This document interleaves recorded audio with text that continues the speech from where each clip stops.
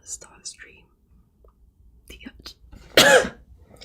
The urge to cough comes back. It's so annoying.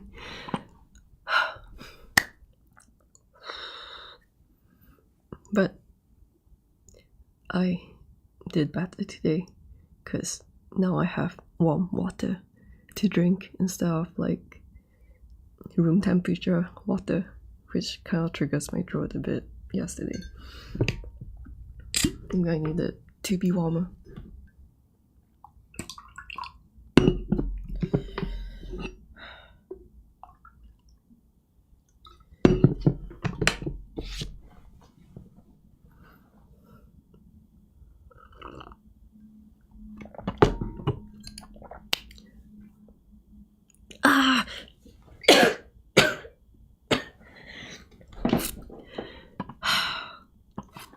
Feels a bit impossible to stream, but I'm gonna do it anyway. Welcome to the Cornerbird channel. I am feeling incredibly stupid, but that's kind of like the whole of the past few months. It's like a cycle, a progress, kind of like the cycle of life. And like in the past when I feel stupid about doing excuse me, about doing something wrong, I feel like I kind of spiral into focusing on like the truly negative aspects of like, oh, I did something wrong, or like, oh, I just did something that sucks. But I think after kind of like changing my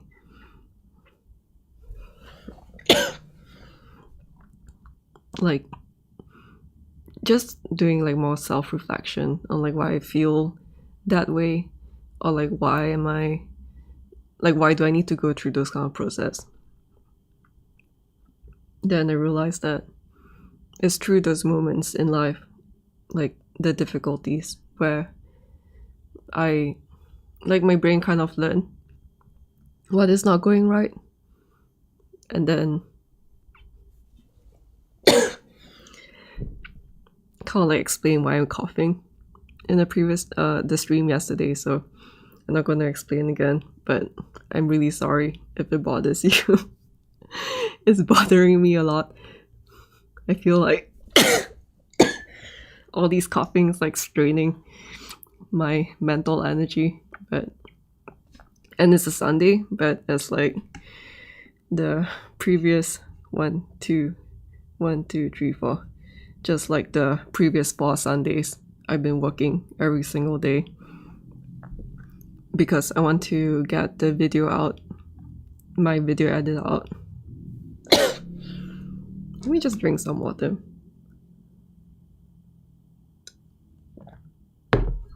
I want to get the video edit out.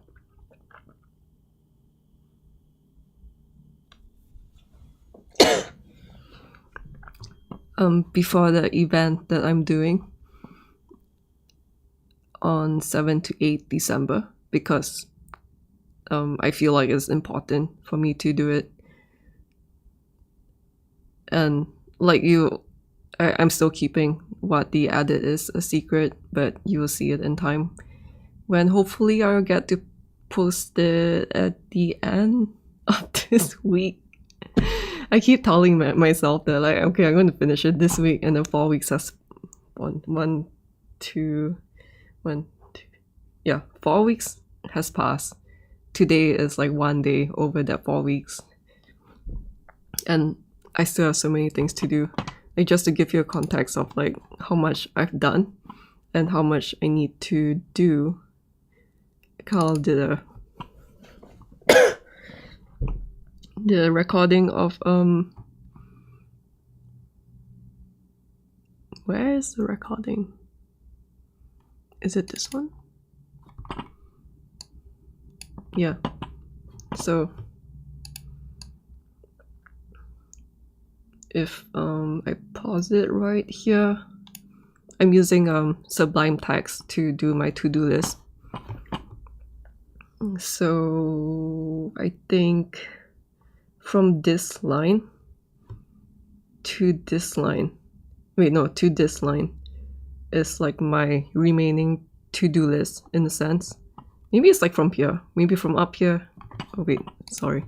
Let me remove this cinematic lighting. I was like, oh, it's so dark, but it looks really cute to see my desktop companions in this kind of lighting. It's so cute. Yeah, but let me switch that off a bit. So, wait, let me just, maybe it's this one? Yeah. So, from here to, and like it's really small right now because I don't want to spoil like what the video is about. But from here to here is kind of like what I still have to do for the video.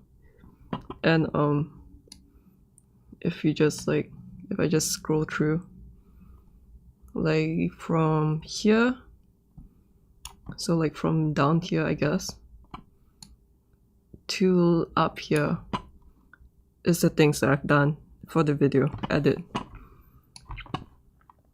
So it's very nice to have like a to-do list to kind of like for me to look back on to see where the 4 weeks have gone. And like I like to put things like, let's say if I have a to-do list, maybe like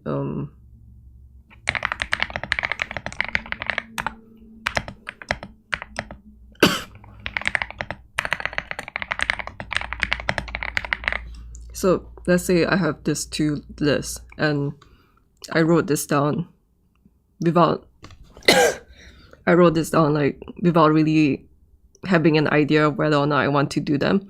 But I was like, maybe I want to do them, maybe not. But I'll just write it down in my to-do list just to kind of like, so that I can kind of dump it somewhere and kind of like change. Like I do this so that I can compile my notes somewhere or like things that pop in my head. And then I can kind of like discard it off my brain and focus on like what I really need to do on the day that I set out to do. And then like later on when I have like all the first pass done and all that stuff, then I can come back to the list where I have really minor changes to make. So let's say like in the past I was like, oh, maybe change the color of the bird, change the color of the snake. And then I'll be like, I like the color of the bird, so I'm gonna do this.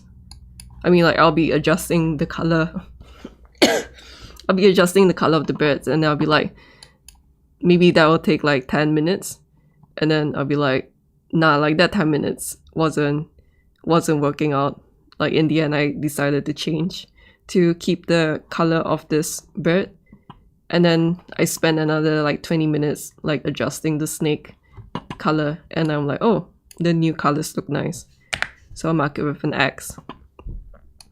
And like the reason why I do this, like I don't just remove this away, is because I realized that over the times, like four weeks have passed. And once like 4 weeks pass, or like just in a span of like a few weeks, I'll be looking back and like this is also kind of tied to why I feel easily like depressed in the past, where like I like to focus on the negative parts in like what's going on in my life. And so like if let's say the to-do list is like this, and let's say there's like a bunch more, like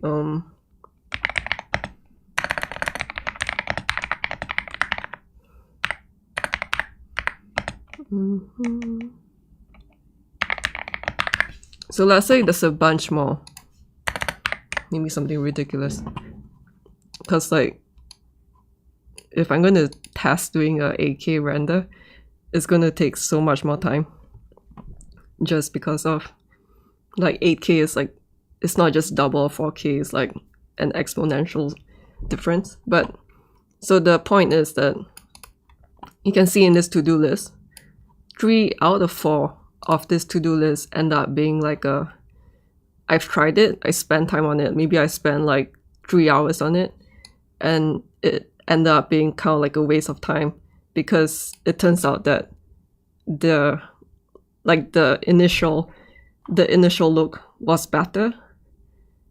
But so like if I just remove these and then I come back like 4 weeks later to see like what I did in the past, I'll be like, what? Like I only spent time to change the snake color?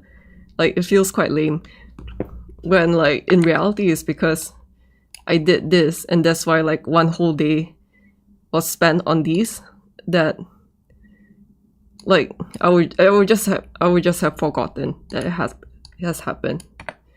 So that's why I decided to leave the parts that I've also attempted to change and I spent time on, because like in 99% of the time these are the things. Why did I just I don't know why I did, but like kind of like 99% of the time these are usually the things that I would spend like hours and hours on, and like I'll just forget that I spent those hours there. And it has really helped me like kind of give me more confidence that I didn't just like let the time disappear somewhere.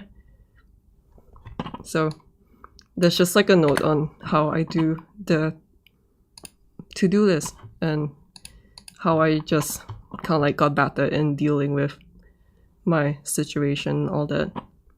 So was it this one? I guess I just want to show you so yesterday's stream I was working on Procreate, and then I went out, came back, I worked on it a lot more, and then my boyfriend was like maybe you might be able to do that like much more easily in Blender. And my boyfriend doesn't really have like a lot of Blender 3D experience, but like I was feeling like overwhelmed, like, oh, like I can't finish this. I don't know, like it feels so complicated. But he helped me look that up, and apparently there's like something which I will show you later. But this is the result of it. Isn't it so nice? And then yesterday's stream I talked about plate reconstruction and how like you have to create different layers like this.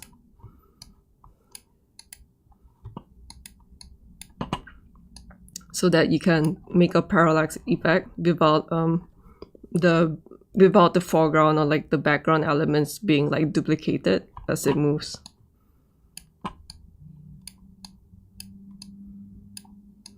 And yeah, it's really nice to see it happening. It's so awesome.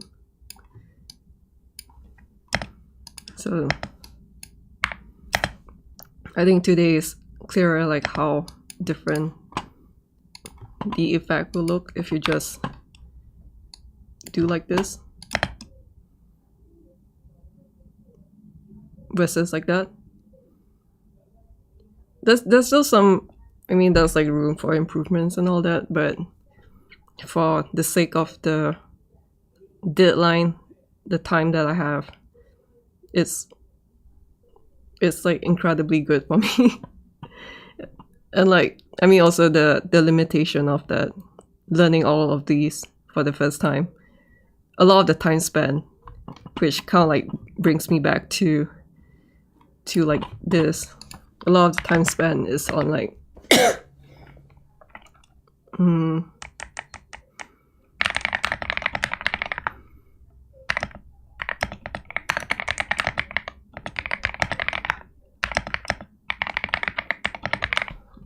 a lot of the time spent is kind of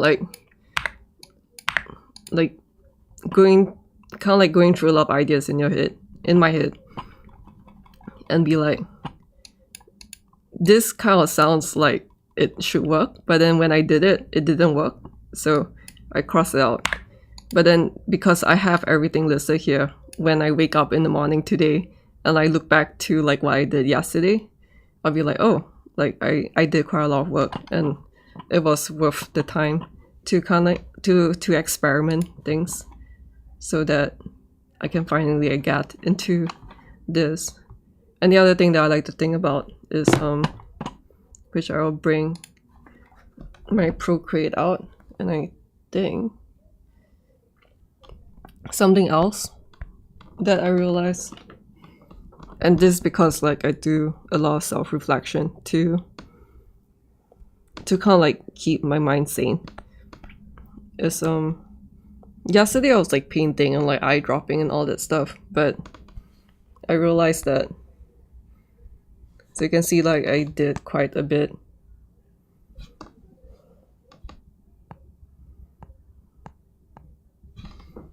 Maybe this is easier.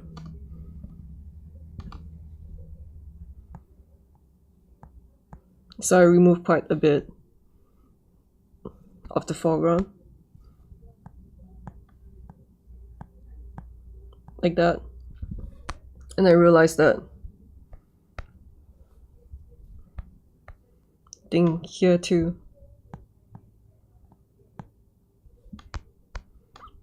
That's a brush pack that I downloaded from one of my favorite artists, and like I can't pronounce Japanese names, but I think maybe her name is pronounced as Ante Ryu, and there's a brush that can do like a really nice drag like that. And nice thing about this brush is that it can really pull like the pixel from where I start and pull it really far in, like this. And then now I have created kind of like the back plate of what should exist in the background if the snake wasn't there. But so I was like doing this for an hour, and my boyfriend was like, you know, maybe that might be a better way to do this, because it's it's going to be quite time consuming to do this for all the renders. And like initially I was quite like I was quite sad, because I'm like, oh no, I just spent like so much time on doing this Procreate thing. Also did the live stream, and I was like, yes, this is the right way to go. It's so stupid, right? But then sometimes I just have to let my kind of like let it go, because there is always a better solution out there. So the good thing about Blender, using Blender to create the layers, is that I don't need to imagine what is behind. Like let's say this one. You see this foreground area is covering the bird. So I don't have to imagine like what this looks like, because it's already there, and it's my 3D scene after all. So I have kind of like full control over it. Same thing goes for the background. Well, like what I was demonstrating right now, just now, was that I was pulling these pixels like that, pulling in, so that this bird disappears from the background layer. But in Blender, which I'm going to show because in this stream, and I really hope that I can do it faster today, because yesterday was like really just full of spending like hours experimenting and like getting things wrong and then finally figuring things out, is that now I don't need to like imagine what this pixel is. And then yeah, it's just like the setup is tedious, because just in the nature of like how many objects there are in the scene. But I think it was really worth the time, and it was worth the time to learn all this. And just to show you that if you want to download the brush pack, which I haven't been painting, so I haven't tried this for painting, but I think I think this is the brush that I am using to smudge. Like, it's really good for just like the case of plate recon, to use it to just like quickly drag things in. So this is the brush that I use to on Procreate to smudge away the pixels. And like, I really like her works. I think her works are like my kind of like my goal that I want to reach in the future. I'm just not there yet, but I just need to have courage that one day I'll get to a level. So with that aside, warm water is my friend.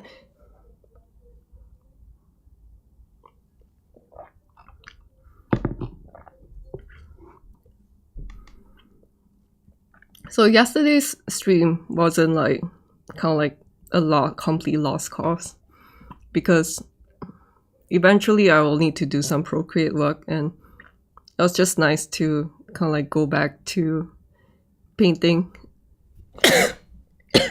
I say too soon, coughing.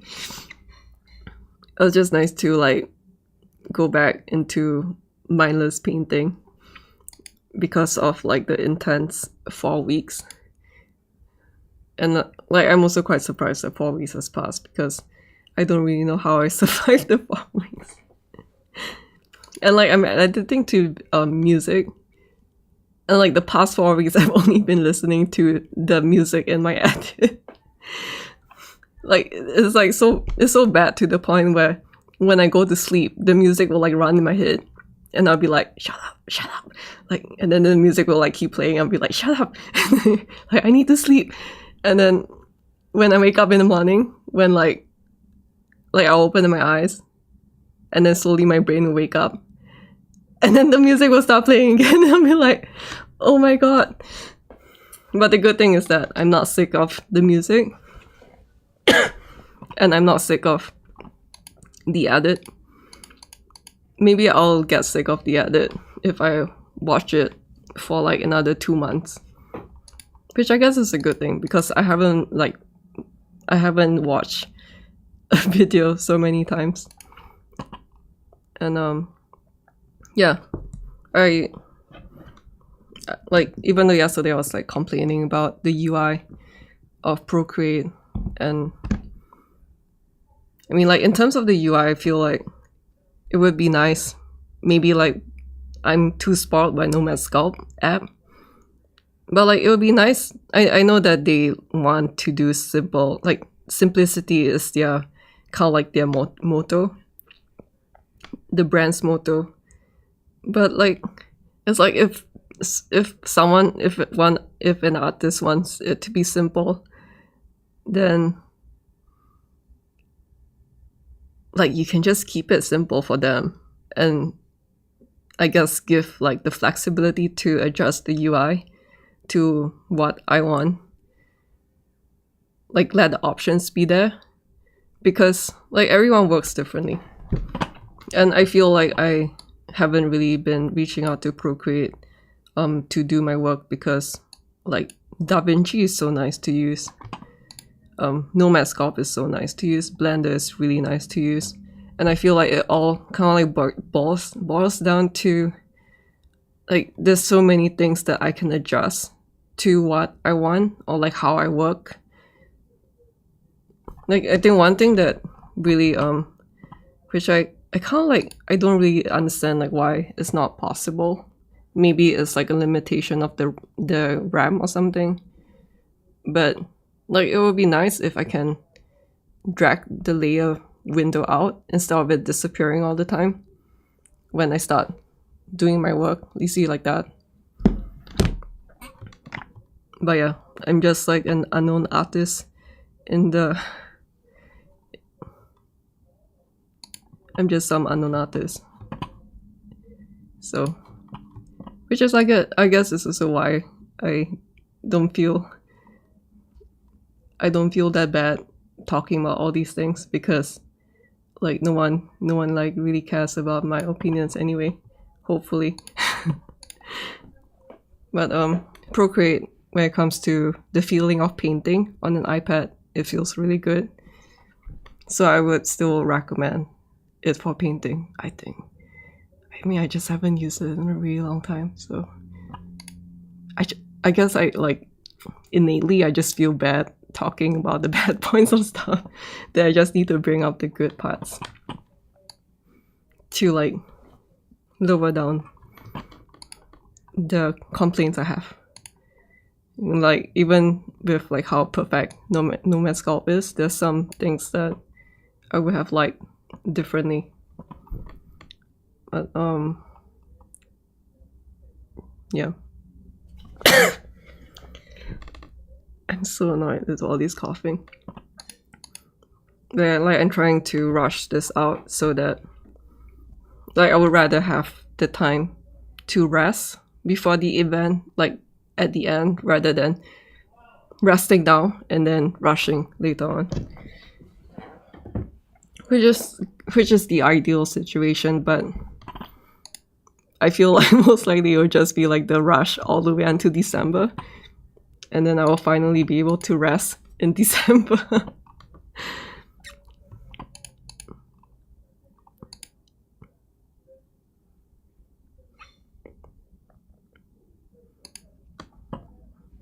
But yeah, like something that I noticed too is that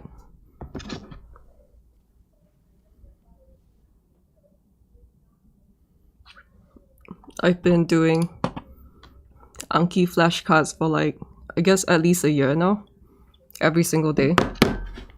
And like I wasn't really sure what I could get, like what kind of benefits I can get from that, besides being kind of like memorizing more Japanese words.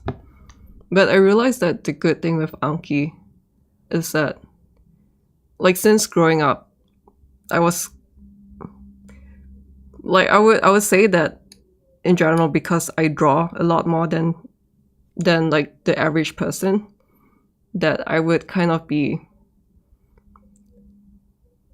like I would have more skills in a sense than like the average classmate back in school.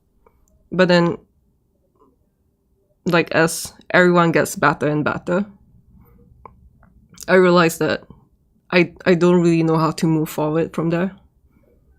And that's because I don't have the skill. I haven't learned the skill to learn. And like I'm not really sure whether that makes sense to me, to you guys, but it's something that I've been realizing in the past few weeks, that like learning how to learn, like learning the kind of like the like learning the feeling of learning, which like kind of sounds stupid. I feel is something that I just didn't know how to do it, if that makes sense. But I also don't really know how to explain it.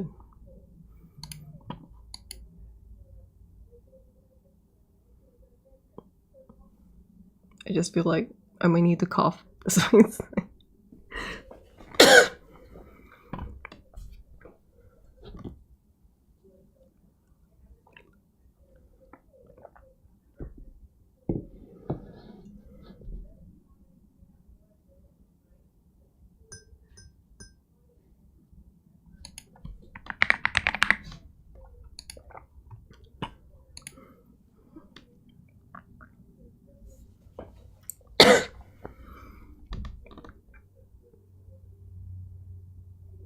I'm just trying to chill out throat. I'm not sick anymore, by the way. This is just like something that I have acquired from getting COVID in 2020 or 2021, and like ever since then, whenever I catch a cold with like coughing involved, and like I fell sick with cough in 5th October, my throat, and like once I recover from that, my throat wouldn't recover from it until I guess a few weeks. but it's like super itchy. And also like trying to talk to the stream and like trying to talk properly, even though like I struggle a lot with talking properly, but like it just makes it worse. But I really like doing this, so I think it's fine. But so like when it comes to Anki,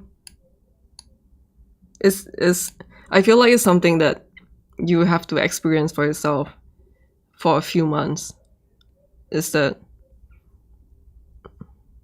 it made me more aware. It's kind of like going to the gym for a few years, and only after going to the gym for a few years that I guess if you're like smarter than me, then maybe a few months, that you start feeling the mind muscle connection to the exercises that you're doing.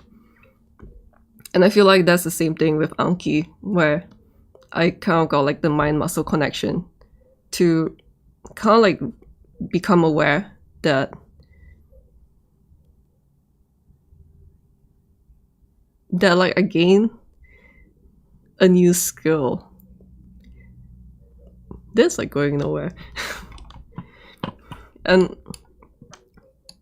if you feel like you struggle with like learning, I really highly recommend just like if you feel like me, like I feel so stupid every day.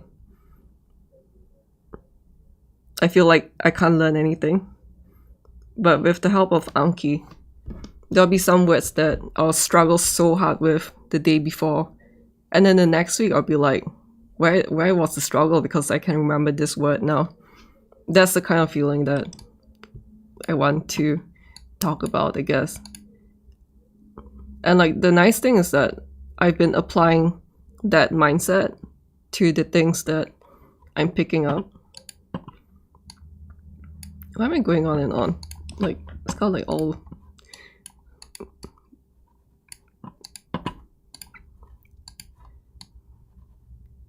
Well, I guess it's time to move on to Davinci.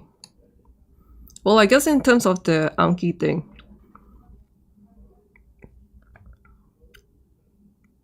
like,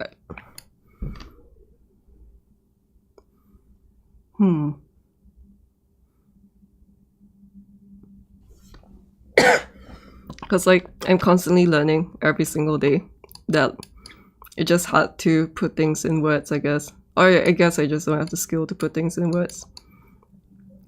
But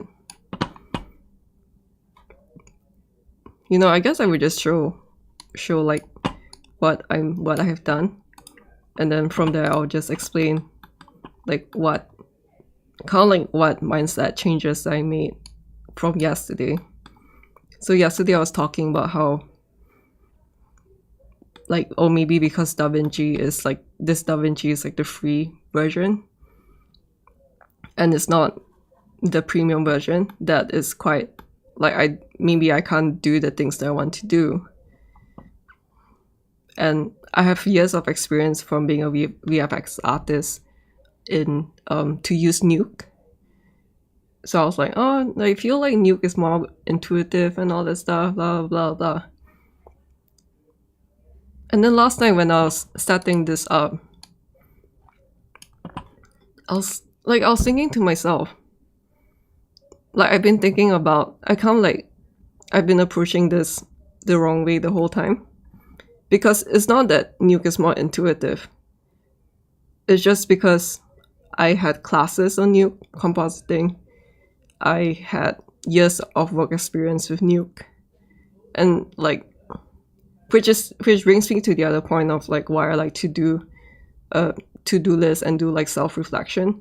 Because in the past I wouldn't recognize that I went through the struggles of learning Nuke.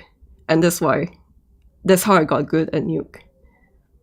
Like that's why Nuke became intuitive to me. Like that kind of connection, relationship wouldn't have occurred to me in the past. But now I'm like it's not because like Nuke is more intuitive or anything. It's just because I was more familiar with it, and I did struggle a lot with it in the past when I was starting out. So like right from the bat, I'm really looking at this with like kind of like the wrong mindset. And in some sense, the wrong mindset is just being very inflexible, kind of like being so rigid that I can't like transfer the skills I have from my years of using Nuke into this new software, which I feel like it's a really common problem. But like I also have to kind of like be kind to myself and realize that I have spent 4 weeks to learn how to use Davinci from scratch, and like that is not an easy task. So like it is very understandable that I will be very overwhelmed with all these things in the past. But now that 4 weeks has passed and I'm more used to going around like the different pages and all this stuff, like now I feel ready to kind of like just sit down and look through all these and see like what I can use, which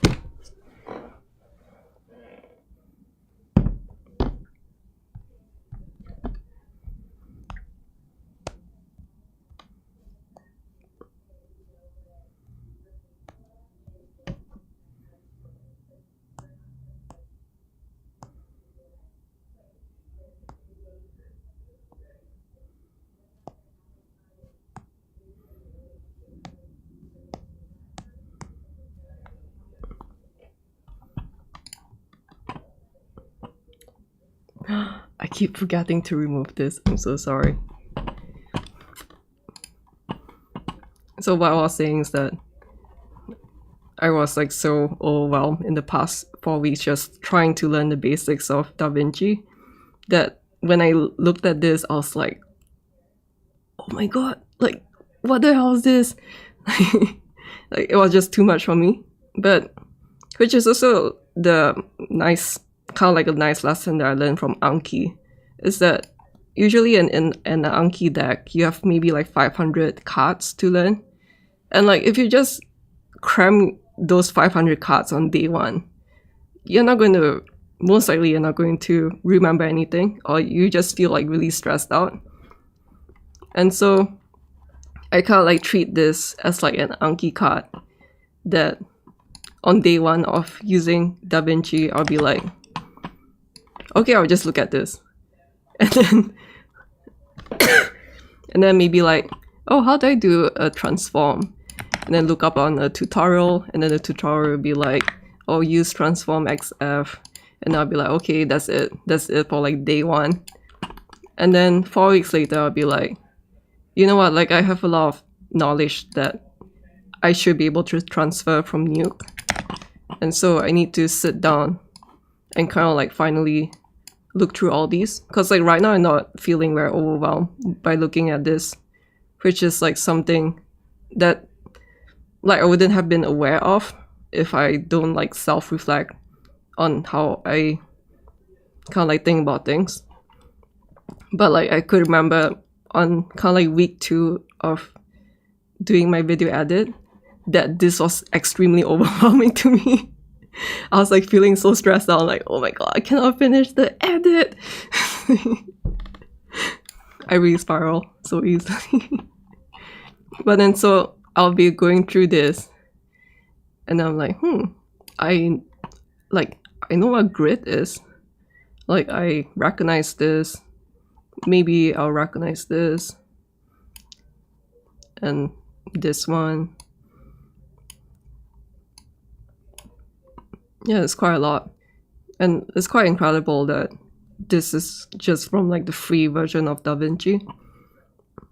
I feel incredibly like lucky to be an artist now. So there's some stuff which I also got familiar with over the 4 weeks of using Davinci and like using this from this window right here. But so like to try and explain what I did for different layers and how I kind of like applied the lessons that I learned from using Nuke as like a VFX artist. Is so I have these. So Davinci tutorials officially started. So I have these layers right here. I have this layer, and I will show it to you like how I make this in Blender later on, because I also need like a refresher. Like all these things that I'm talking about, they are kind of like for myself too, because I've only done this last night, so I kind of need to like find my bearings to figure things out. So I have this layer right here. I have this layer. This is the midground. I have the background. So the background has the background plane, the fog, volume, and everything else in the background. And something that I noticed is that these noise texture to create the fog, to create this atmospheric smoke, I think they will show up as like as an alpha. So you can see like this part. I keep wanting to like point at the screen. This part here compared to this. Oh, like look at the lake especially. You can see how different it looks like. So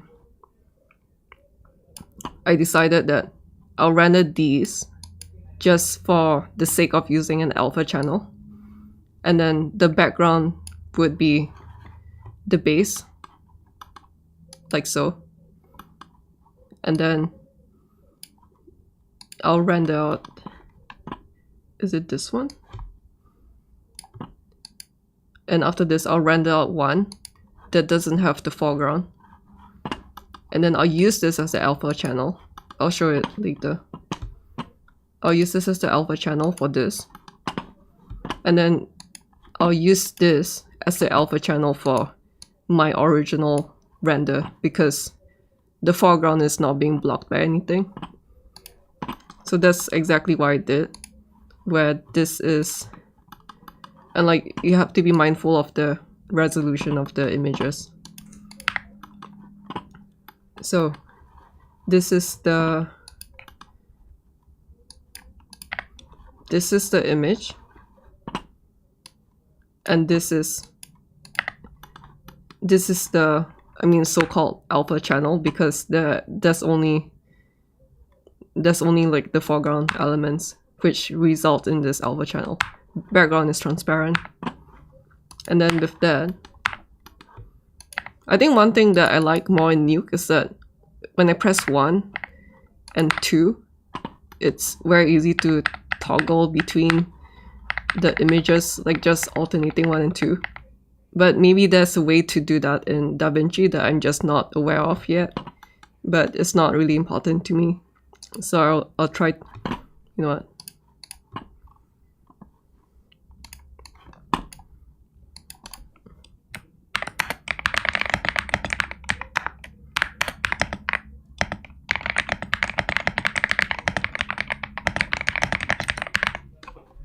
See, so like, I'm going to forget this 1 hour later. So I just like dump this here, and then maybe December I'll start, like when I can finally rest, I can start looking up on these really minor stuff.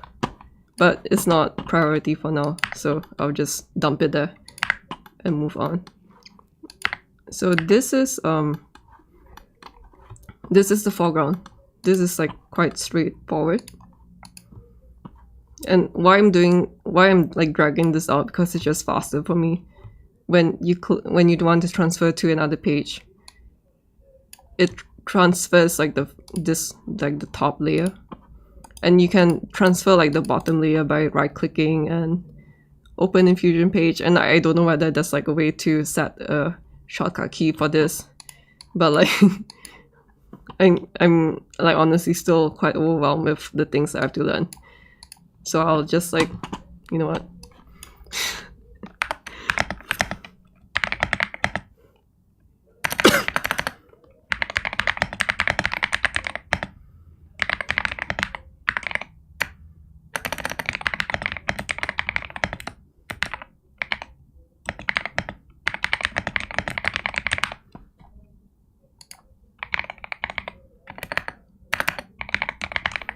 Because like the issue is also like sometimes I don't know whether there are people who have tutorials for these, or like I just like don't know the right keyword to find the tutorial, like the right tutorial for me. And that might take like something like this might take like 30 minutes. And this is like fast enough for me right now, so it's fine. So for the mid ground,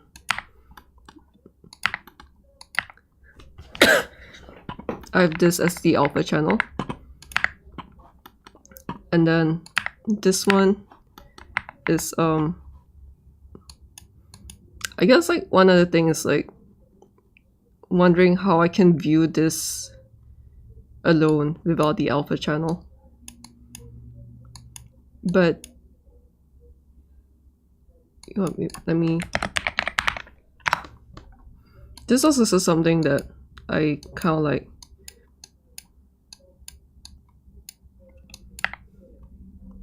No, it doesn't work like that.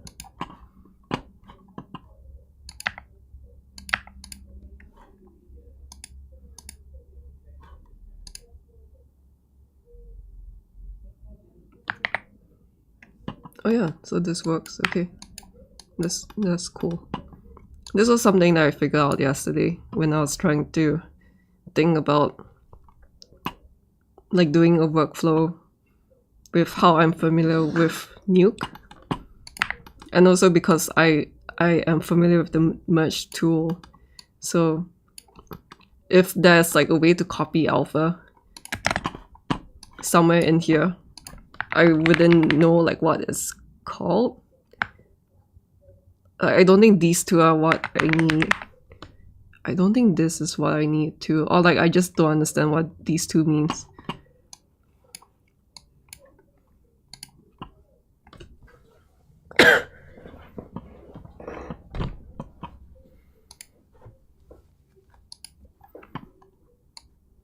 Wait, let me get my to-do list.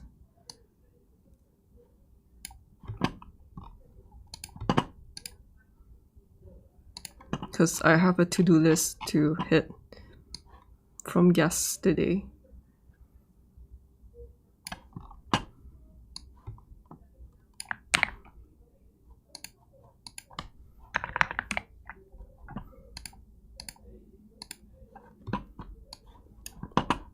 I'm just gonna change this.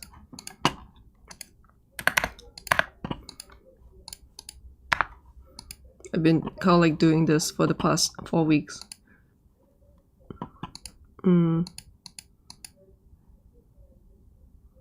So these are things that I will need to do later on in Blender.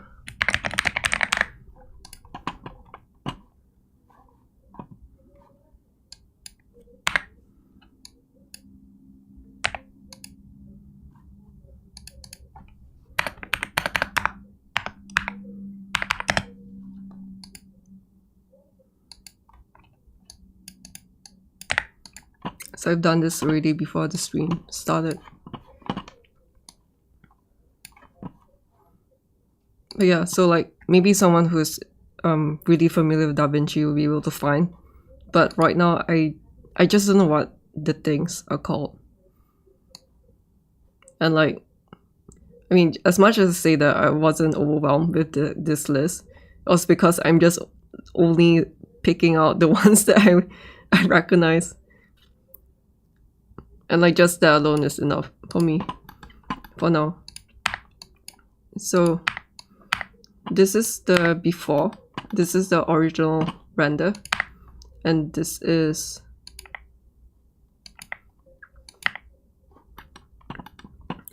with the alpha channel.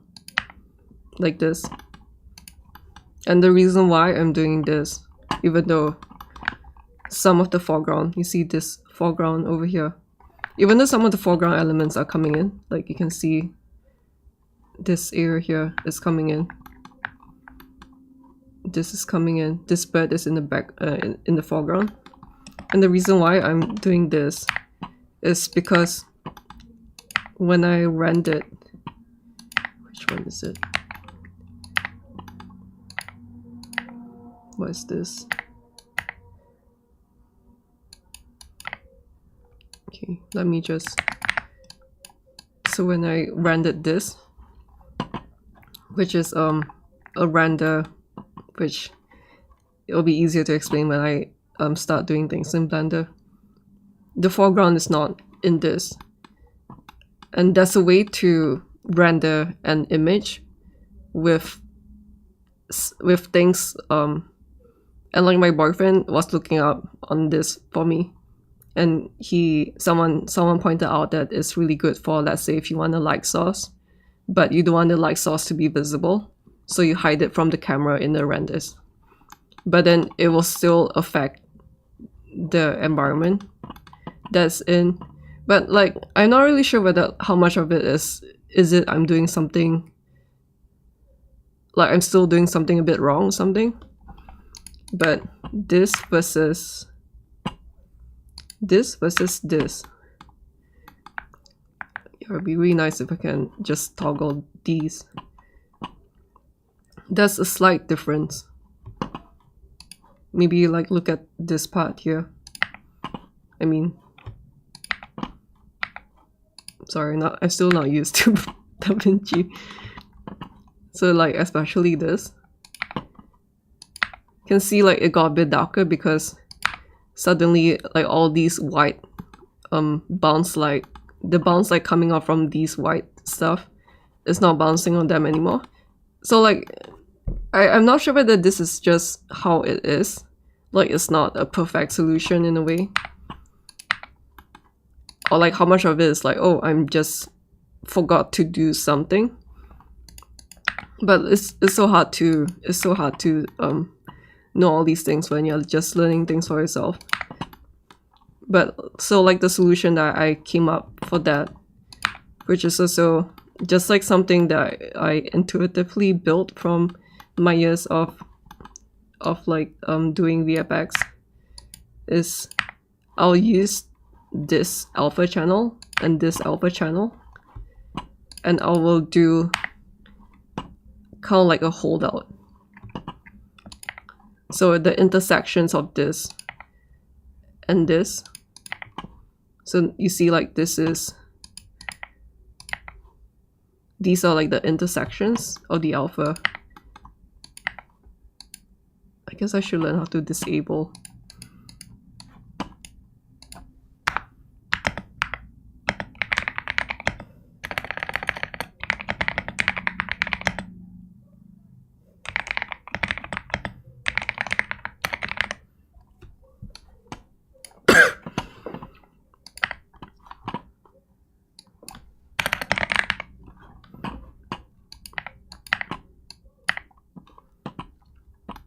Because I want to keep the areas from the original renders and then just replace the areas where it's being cut out with the new render, which is this one, with this new render. Because when I blended both of them in, no one's going to be able to tell that they are quite different. Let me...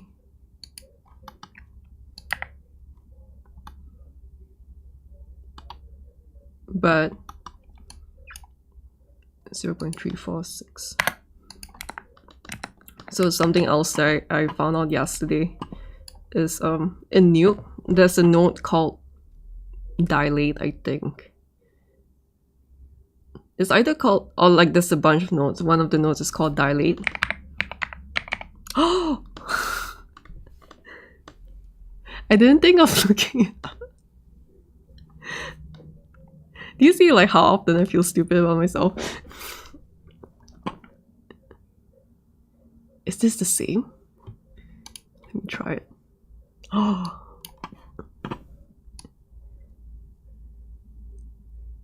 it's the same.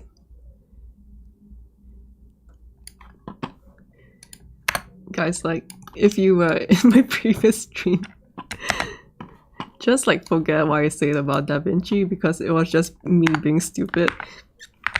But I like this one, which I don't think is in Nuke. I don't remember seeing this because it feels more.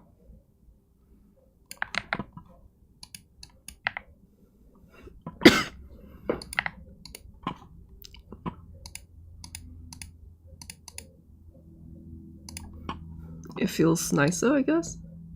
Like it feels more. It feels like more rounded. But it's usually like with erode and dilate when you push it a bit too far. You know what, I'm just going to bring it. When you push it too far, and this is just like based on experience. I think something else that I like in Nuke is that you can combine multiple. You know what? Just like I keep digging my own grave.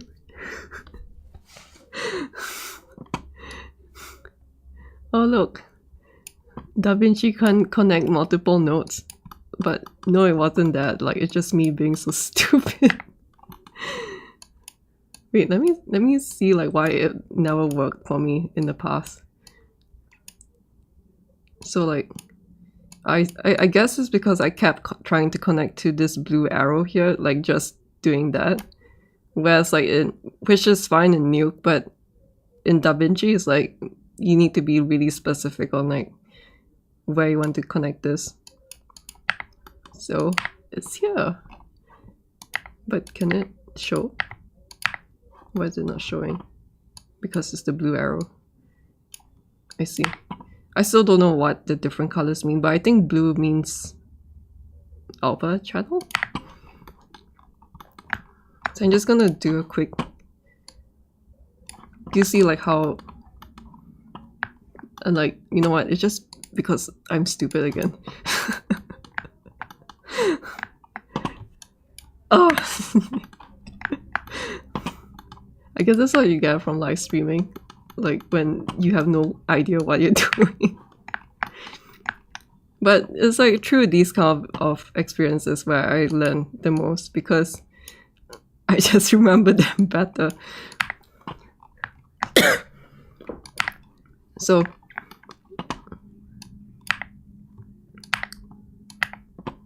can see right around here there's kind of like a really sharp cut off, which might be fine over here.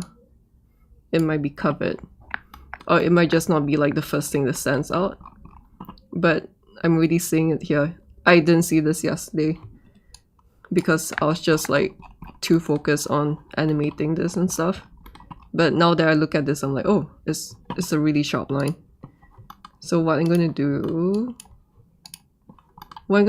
is something else that I learned from making credit rolls and stuff is that you can click these. So this is for blur. So what I'm gonna do is to maybe blur this out to 10. Maybe less. And then because it's blurred out, now the old image is gonna show through, so I need to grow this again, just so that it hides this edge that's showing through, like that.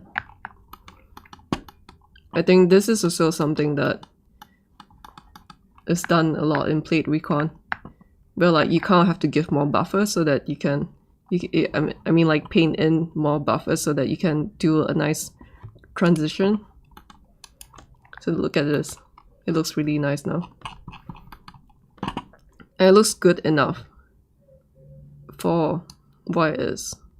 It's not perfect or anything, but yeah, it looks a lot better now. Like it's not a sharp line over here, which will show once I reach this frame where the feet is showing even more.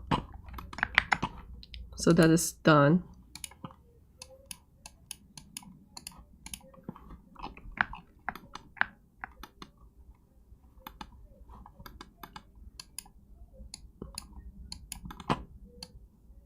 It's kind of messy because like that's just how it is when I'm doing things for the first time. Like it gets really messy. Like with the video edit it got like even worse. But I do try to keep it as neat as I can from like time to time. So that is the second layer done. So with the final layer the same thing happened where there were like really, it's really minor, but you can see especially in this.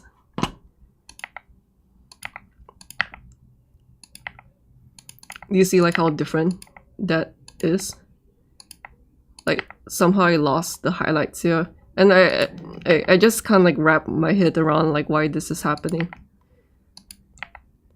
Like I just have to take a guess that with this missing, this like really prominent white fire column here, with it missing, like it can't bounce off these. I think I'm just like reaching out right now. So the same thing where it's I want to keep the new renders that I want to keep the new rend, like because this is the original renders and I want to take these out. So I want to replace it with whatever that is in a new render. So same thing, make the alpha, and then now this is the thing, and also like do the blur, because I guess I'll just like undo it. I'll do this. So if I just merge overlap, you see this, and then when I do this, it's really visible over here because there is some difference.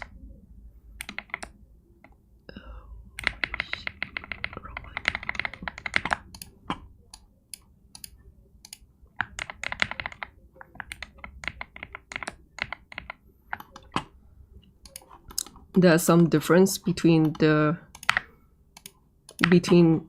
new renders and the old one. So I just have to make sure that the edges are seamless so that it's not super visible. Like I think somewhere down here there's still like a visible, like, oh, this part is brighter than this part. But then it's like it really doesn't matter when all the when all the elements are aligned like this. I mean, now that I pointed out, it's like quite visible. Ignore it. Maybe this is why I'm taking so long with the edit, because I keep like getting hung up with these kind of things.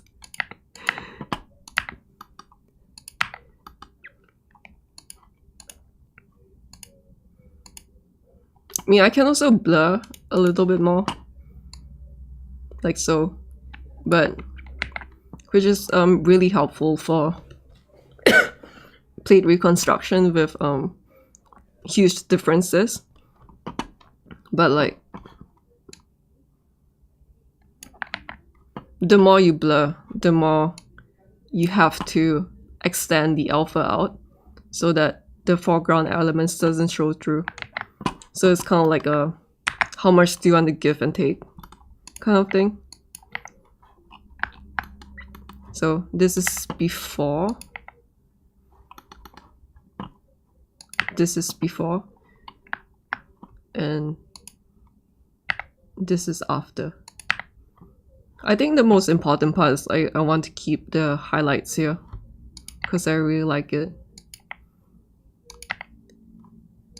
And like one of the nice things is that I find this a bit too bright. So it's nice that... Wait a minute. like just full of contradictions. Wait, no, this is the old render.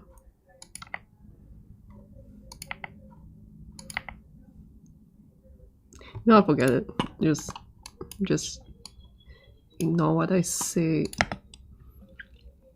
So yeah, snake cam is done. It's really cool. Like just how much just like what's this?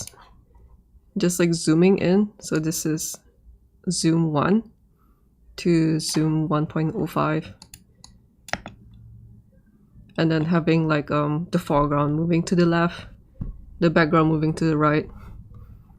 Because I don't really know like film and photography.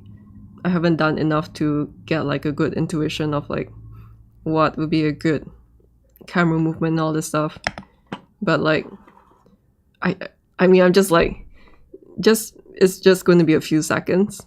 So in that few seconds, like try to do like the most movement that I can, and that is to keep the midground, which is the focus of this shot, in the center, and then just like I guess like for this camera angle specifically, I wanted it to kind of like rotate. There's just a feeling that I want for this one, just because I was like intuitively it kind of feels like what works for this.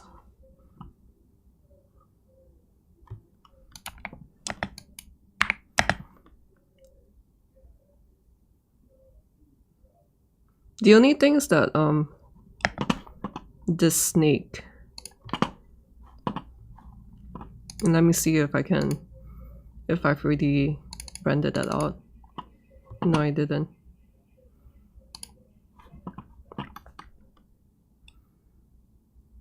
Okay, so this one's done.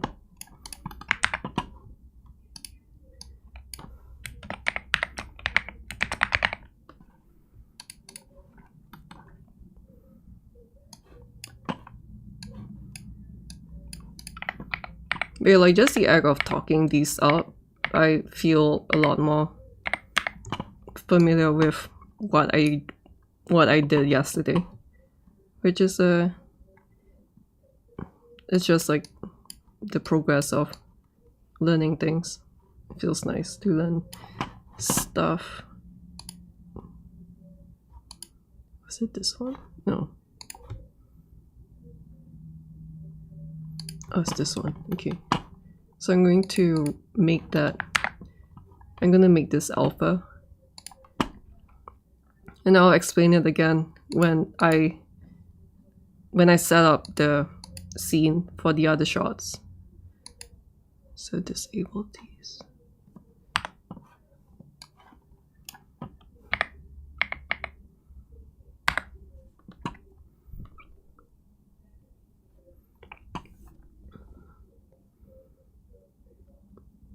Like if you're tuning in on a Sunday, I hope that you're enjoying your Sunday. I still have a lot of work to do, so I'll enjoy the Sundays in December.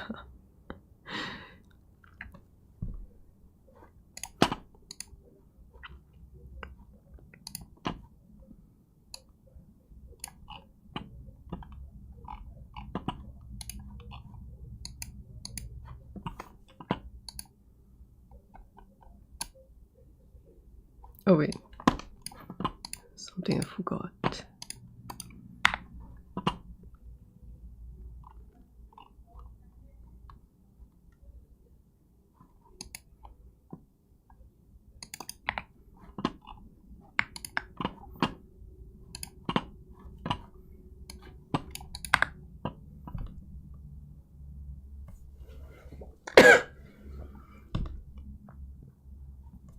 Okay, so the alpha is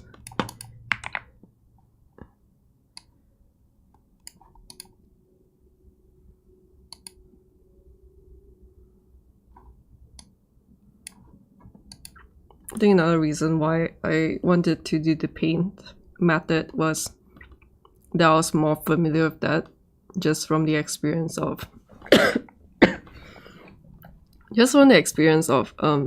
doing roto and paint for VFX, and kind of like feeling quite drained, I guess, from learning things every day. But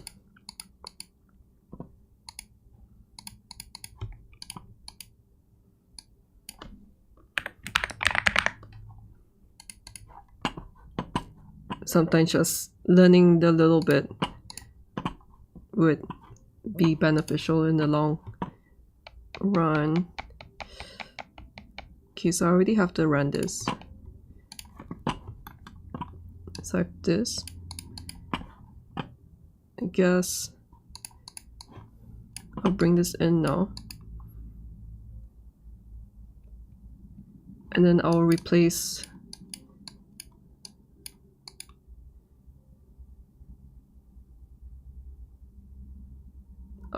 this.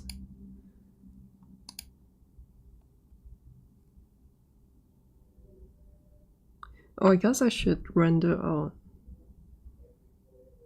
Yeah, let me render out a new alpha channel.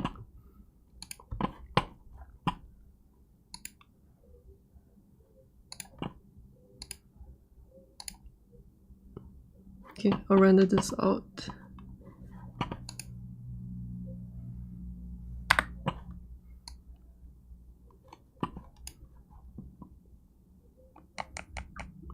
So now I have this alpha channel.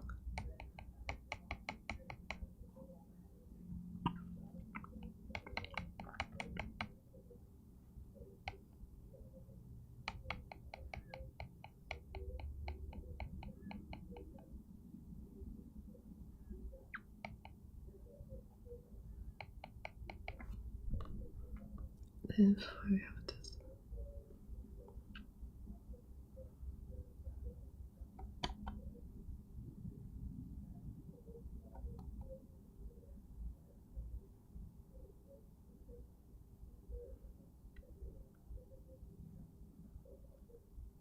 I think I'm just a bit worried about this showing up with the parallax, but I just have to try.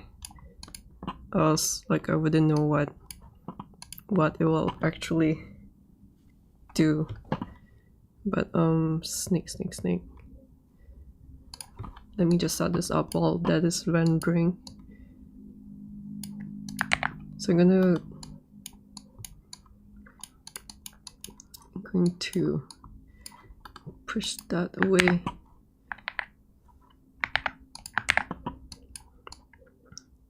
And then delete this.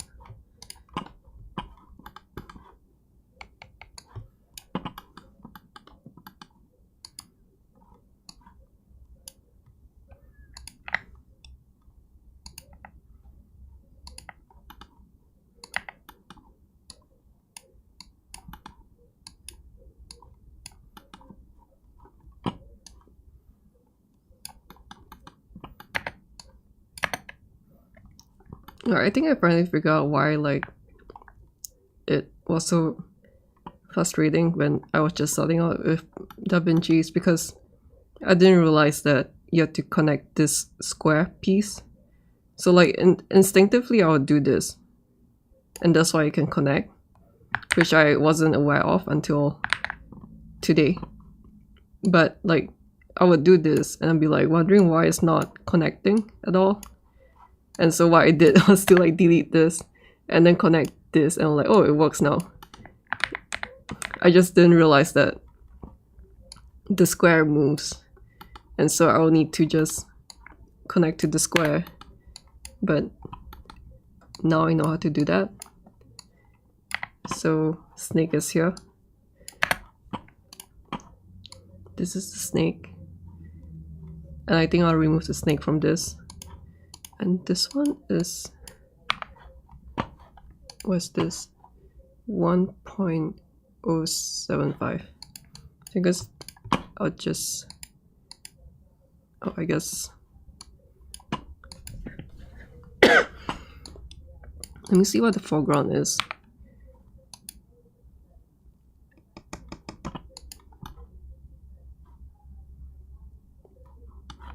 Is this the foreground?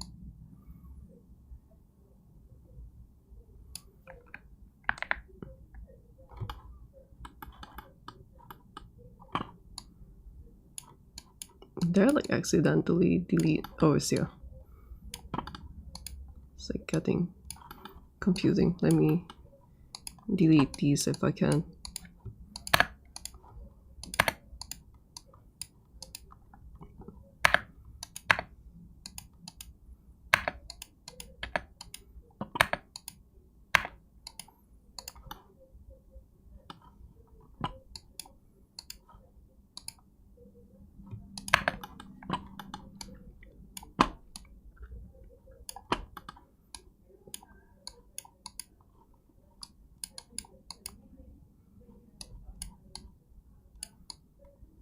So now I have the snake isolated.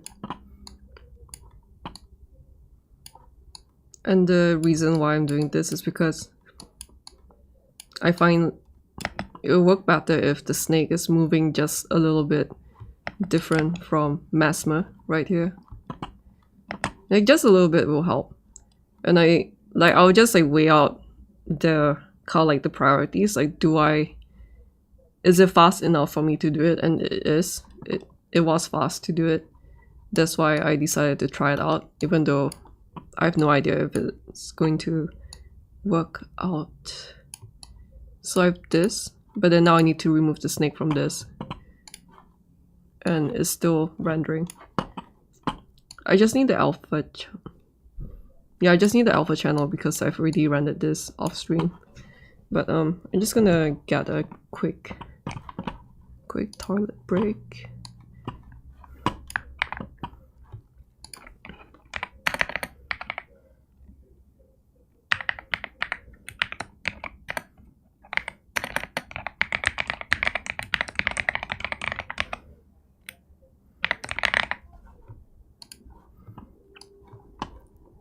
I feel like Blender heard me and was like, oh, the render's done.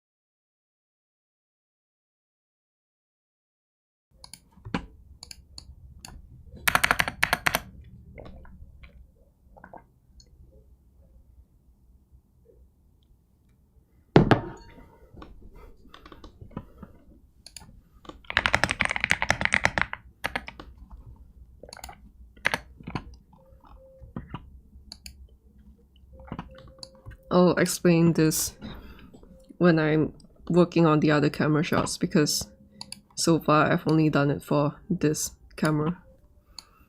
So let me see. Let's get into this and then use the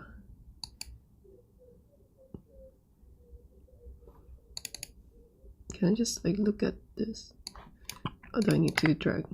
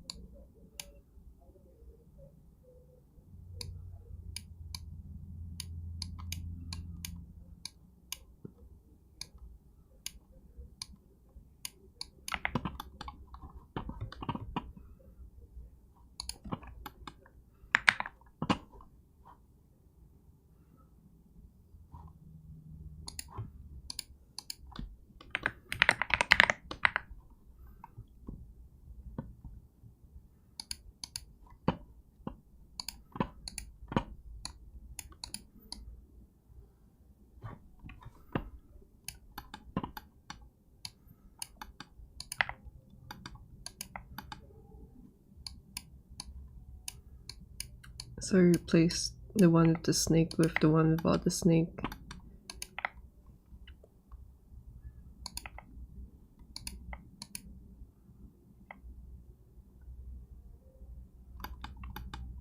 And I don't want this snake to show through.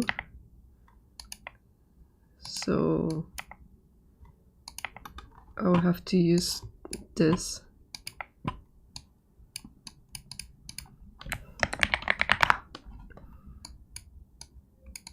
Combine this together, because these are the ones where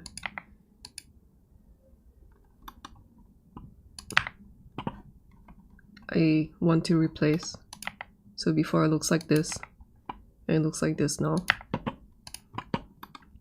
And now I have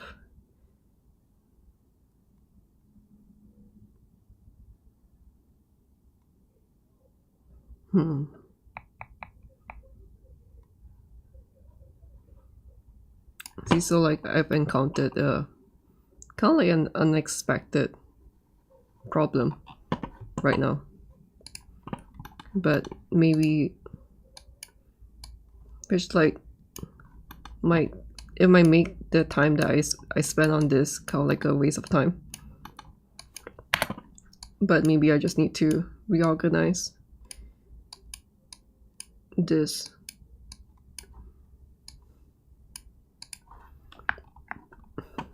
Because maybe I don't need so much blur on this.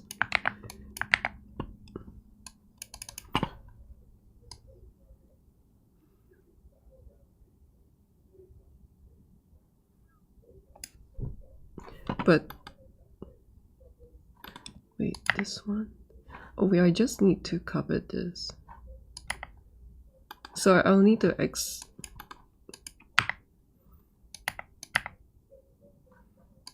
Okay, let me get this one. I'll get this. So I'm trying to try to organize it in my mind, like how, like I want the snake to only be replaced at where his legs are, because these are not showing up anyway. So I don't need these to be replaced, and the other ones with like the problem areas. And the problem is that this alpha is showing the whole snake. So to fix that, I just need to do the same with this, where I'm just doing just using the intersections and then in. So now this way it's just the ones on his leg, the snake on his legs, like that. And then keep this separate so that I can do a kind of like a separate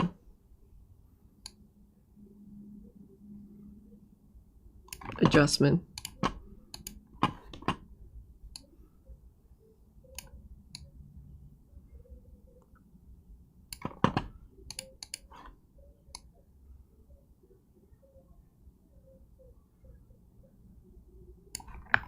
Something like that. And I have a feeling that having this part darker but not really super smooth is fine, because it's just going to be treated as like a snake shadow in some sense.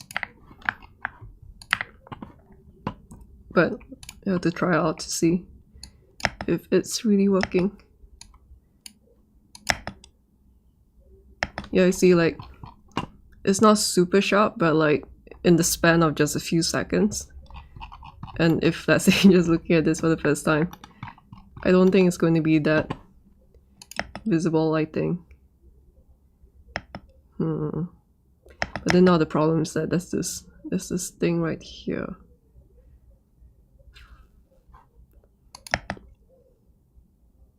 Unless maybe when I move this. You see, this is the problem, which I'm like, maybe it's not. Or maybe if I make it go down. You know, let's try. because I just want to have a little bit of movement to separate, like just to give it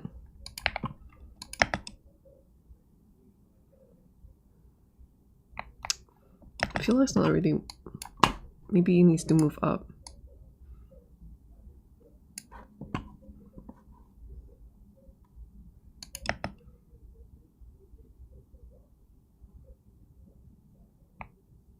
But yeah, like I guess with the limitations that I have right now, maybe this is a waste of time, because now there's this extra thing right here.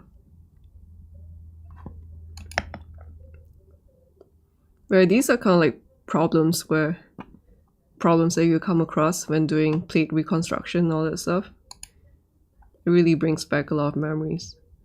And like just because of this tiny thing, sometimes you'll end up like having to create like this layer, this background layer, this layer, and this layer.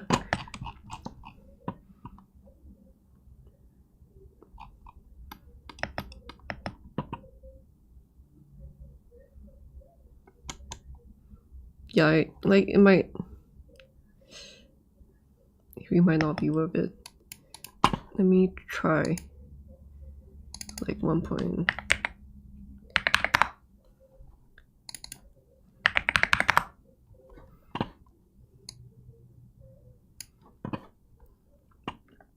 This is just me like testing things around.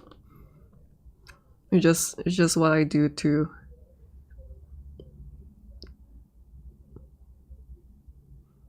like run through the concepts in my head. Cause like in my head I'm like, you know, maybe it might be a good idea to do this. Yeah, maybe I should try to make the snake. Just ignore the black thing for now.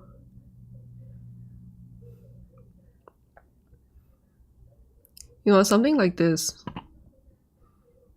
might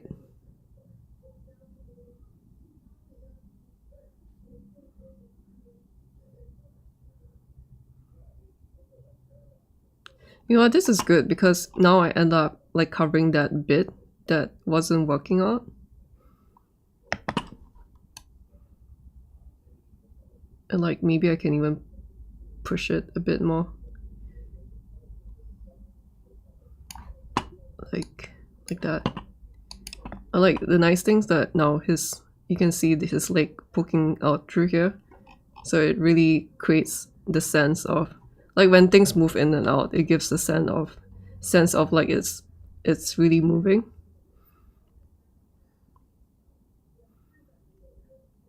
You know what, this might work. Yeah, it's quite cool. I mean, the only problem now is this black thing. Like the shadow there, it's quite intense. Like, let me see how it looks like as a whole. I think it looks cool. Ah, I should have saved the old version. I think there's something that I kept making mistakes of, that I don't save the previous version. I just like go ahead with the new fixes, and when things doesn't work out, I'm like, oh, I need to undo everything. But then sometimes the undo history is not enough.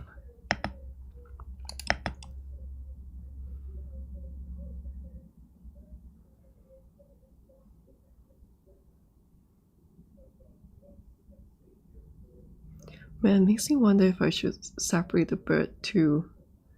Because I think this bird is on this. Ah. This bird is on... Wait, why if I keep... I'm trying to think.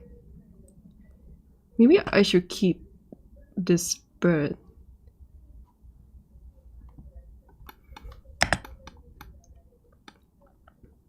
Like for those tuning into my live stream, I hope that you appreciate this kind of content.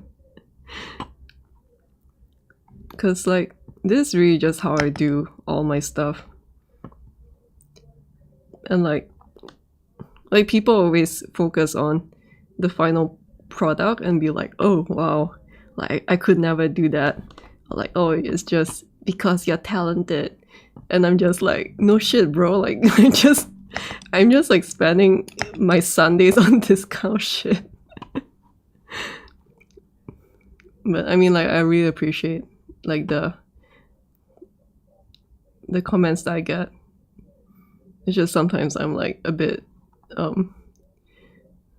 like I want people to believe that they're able to do the things that they want to.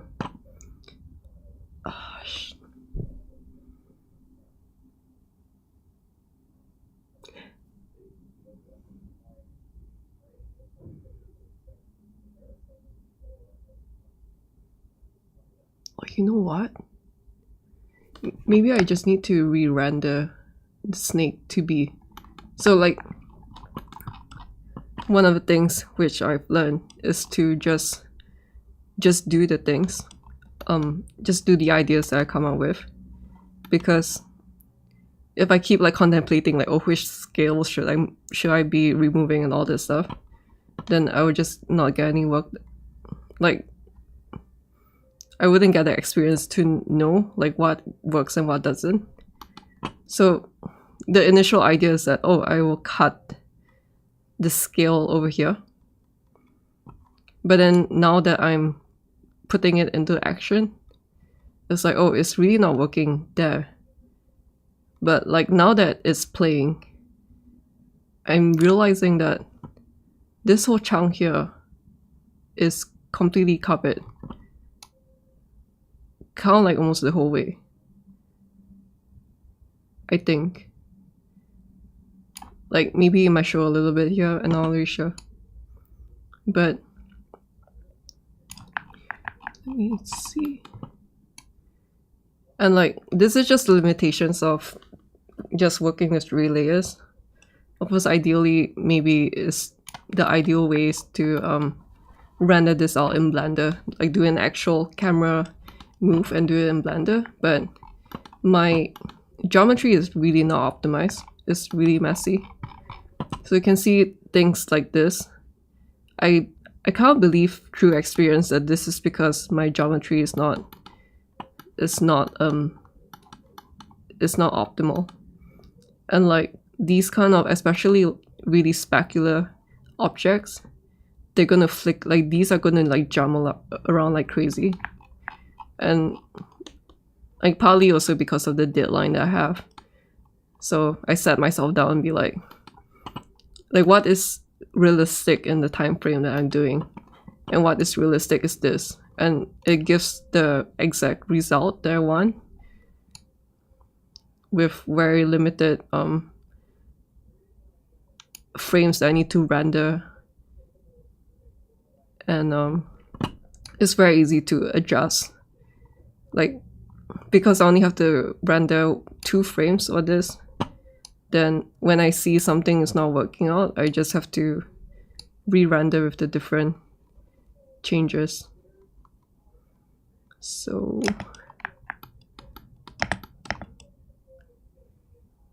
I just want to make sure that like it's really what I want. And like it's so nice that the snake is such a nice snake that it covers this stupid part that I introduced because I need to blend the old, like sometimes ideally you want to color correct the parts that, like, let's say maybe if you get this information, the pixel information from a different shot that has like a slightly different lighting source, maybe because the sun has gone down by like 1 degree and all this stuff, it really changes things. But so you can color correct this so that it matches this, and then you don't have to do like such a big alpha matte. But right now from this distance, and I'm going to put grain over this, like it looks quite alright. and it kind of looks like it's the shadow of this, so it works fine to me. But the parts that was like a mistake, it's covered by this, which is a really good thing, because I don't really know how to cover that. Why is the snake stopping at one point?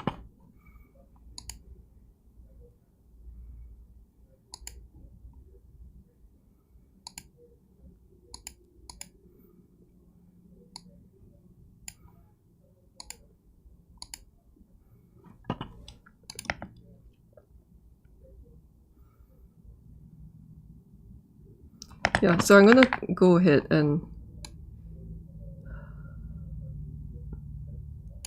probably has to be here.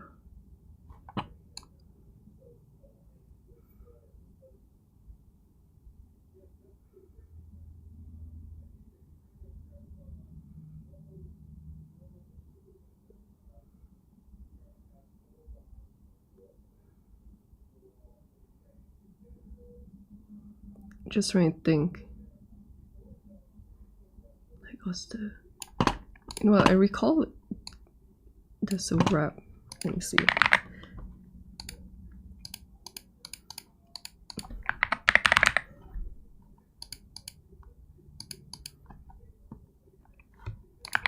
Can I use this? Or is it just grid? I guess it's just making grid.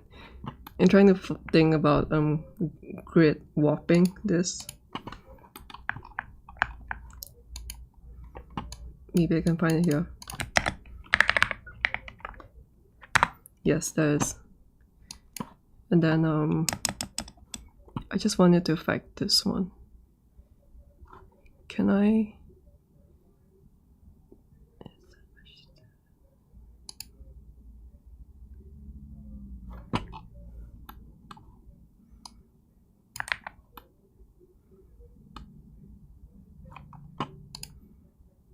Sauce. Can't recall a nuke that. Okay, I'm trying to recall like what the grid warp workflow is. So I just wanted to affect this bit and not everything else.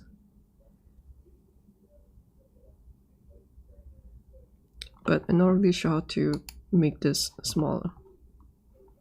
But I guess it's this. Maybe this works.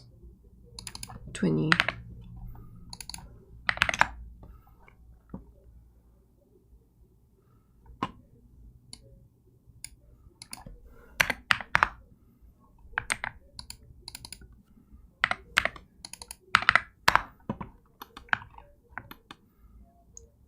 And then with this, if I just move this and this point, it wouldn't affect, it's gonna affect this.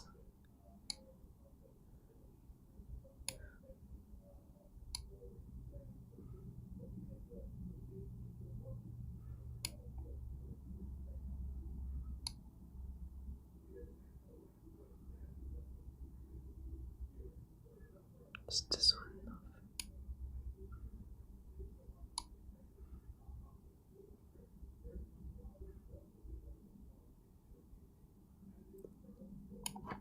So maybe if I do this, and then make sure that the destination is the same, so copy to destination. This is just based on like my years of experience that I've built up, and I'm kind of like trying to dig into my memories of like how to use things and apply it to this new software that I haven't used before. So destination, no, this is too big. How do I change? Select, I see. I guess the good thing that this is not really super affected. I think the downside of this is that with using fusion clips, I feel like, and as usual, I'm not really sure whether like how much of it is just me not being familiar with Davinci, but like this fusion clip, like I can't see where it's going, so I need to like just flip around. And like sometimes I feel like it gets too messy. I'm just going to restart and do it properly now. What, that's really pretty good. Oh, you know what? It's because I'm on the wrong frame. No wonder it's not moving that much.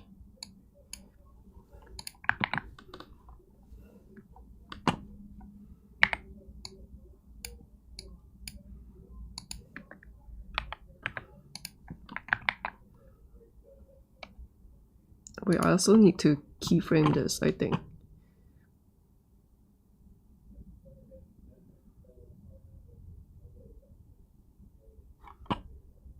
How do I keyframe this? Oh, it's this one, yeah. Okay, so I'm gonna restart this. Go to frame 1 and do this. And then the last frame, I think.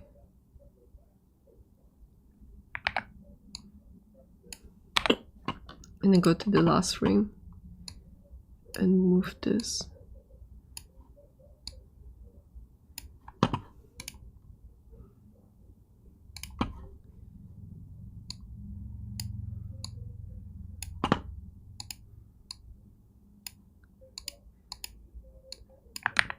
Sometimes a good rule of thumb that I apply to grid warping is that try to make the grid warp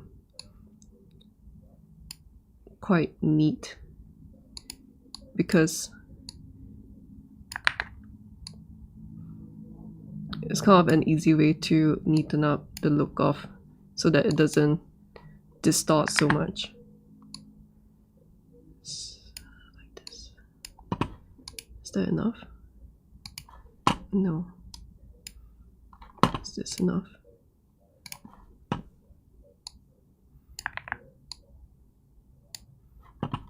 Is this enough?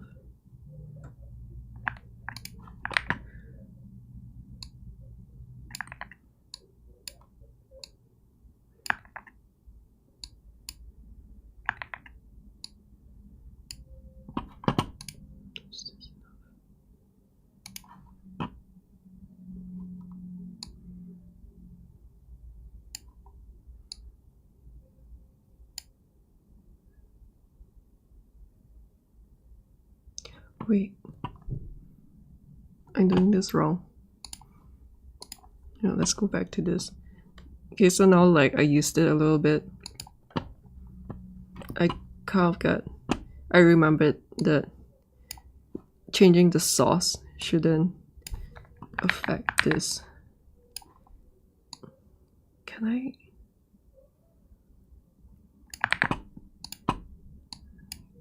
I don't know how to.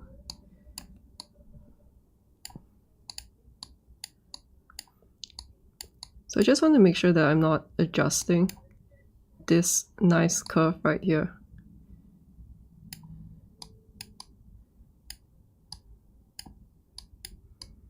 And like, I'm just doing this based on my intuition. So when I move this dot to here, it's going to affect the pixels in this grid too. So I'm just going to move this here like this, so that when I move this, it only affects this grid right here.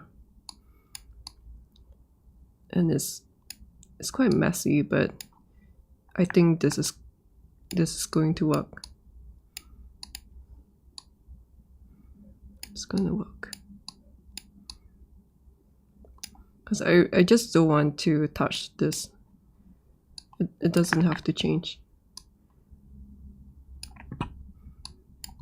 And like, I mean, ideally I just want the grid warp to be on this, but I don't really know how to do that. So this is good enough for me. And then copy. Then remove this keyframe. And now I can do it in a more aggressive way. Because now I don't need to worry about this.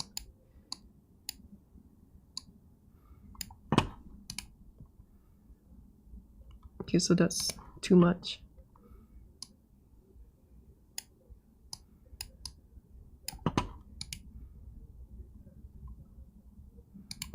I'm gonna redo this.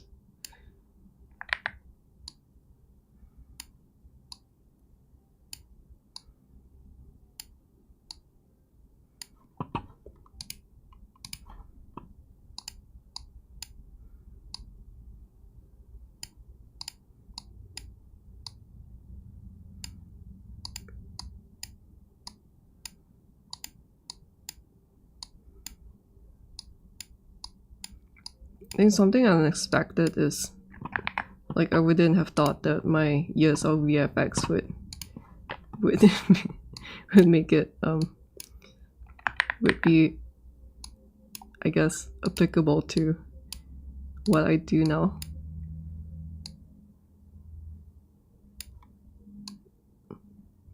I guess I'm just really thankful that I have those experiences. I think this. You know what? I'm just gonna see if it works first. It makes it laggy though. Is it very laggy?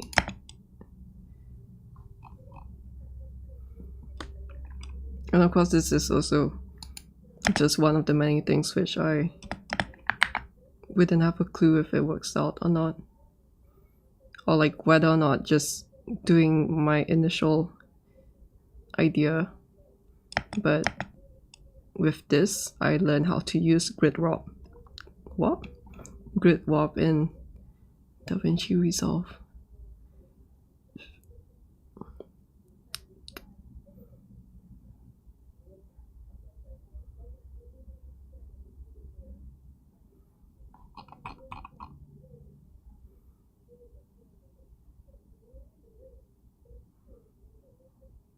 I guess the other thing is I'm not really sure if it's distracting. So maybe I'm just doing this. Yeah, now that I've seen what that looks like, I think I'm doing something wrong. Let me... Can I reset this? Or I'll just do the smart thing and copy this away and create a new grid warp. And then this time around I'm going to adjust this whole area right here. So maybe just doing this might work. Like maybe I was overcomplicating things.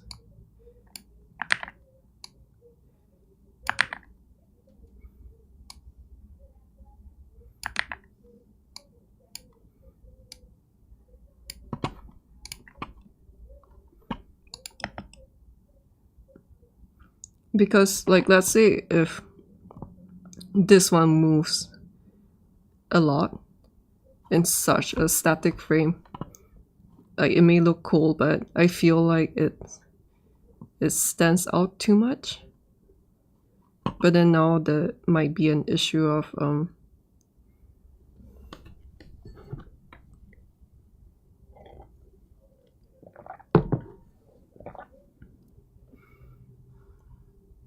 like it looks unnatural that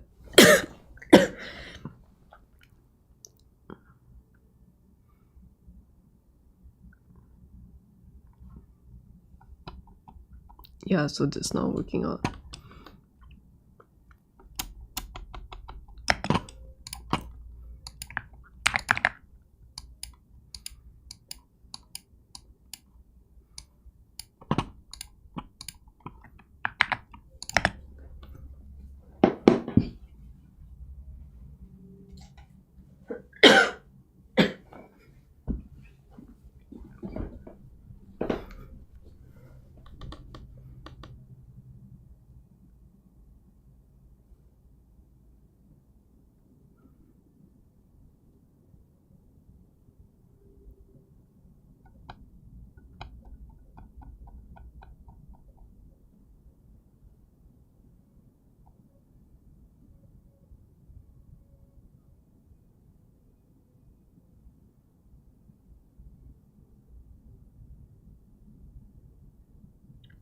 sometimes a lot of the time spent is also just like staring at this over and over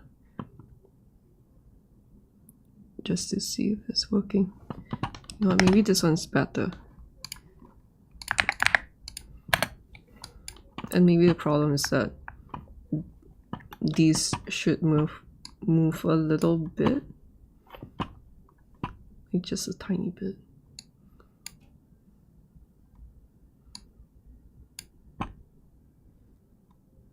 And then this should expand.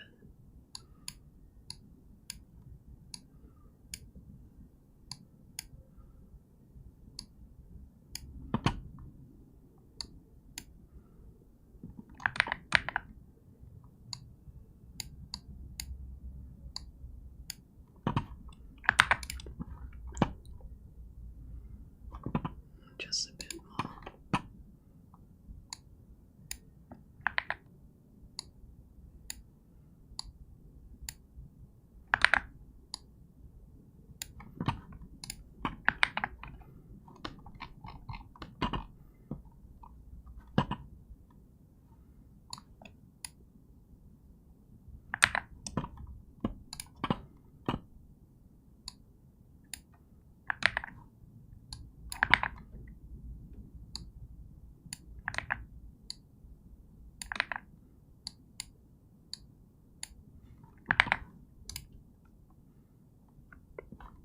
Maybe this might work.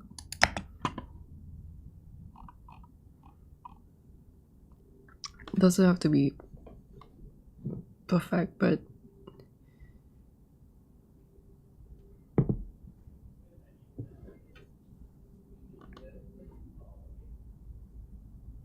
maybe not this is too straight.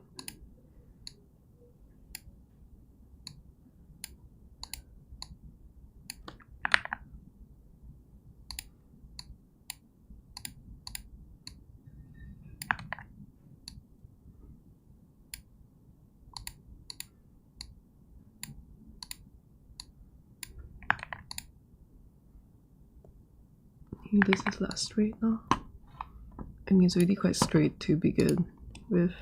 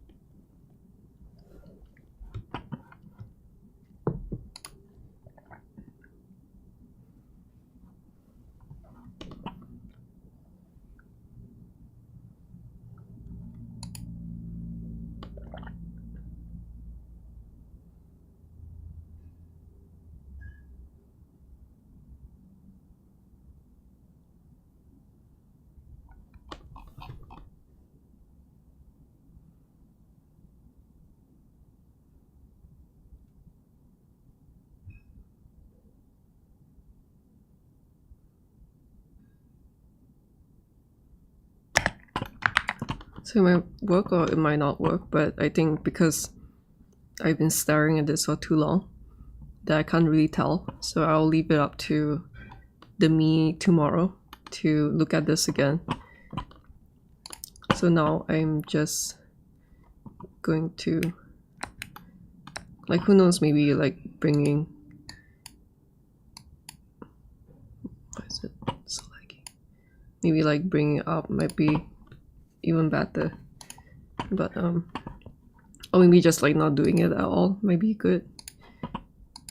But let me just think. I'm gonna move these to this layer, this one too. I guess this is also part of that layer. I see.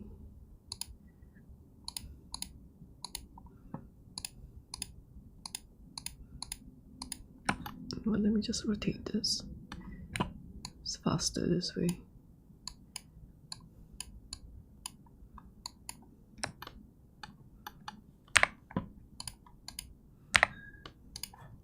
And go back to this.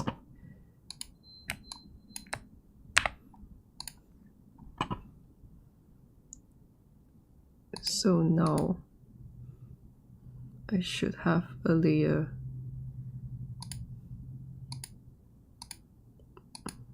like this. So these will move independently. Do I want it to follow the snake? I guess so, but I guess I'll render this as like a alternate version, like a version 2.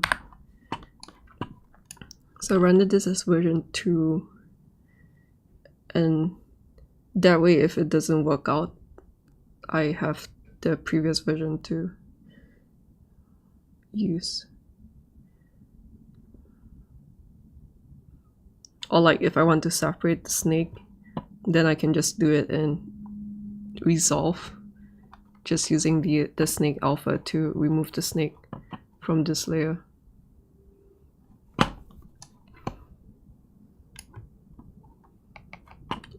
Let me prep the other. So now that this is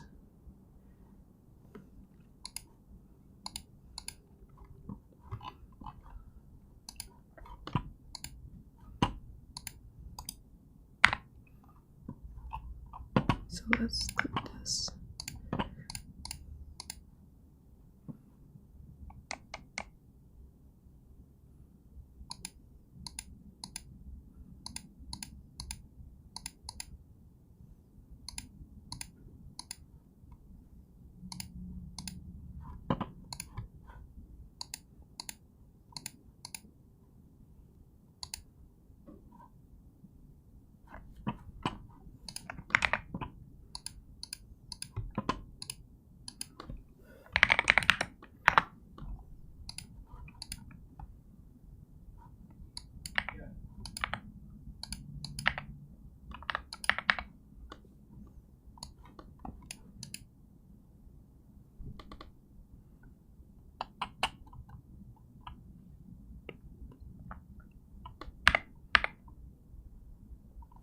Render this out too. I think first I will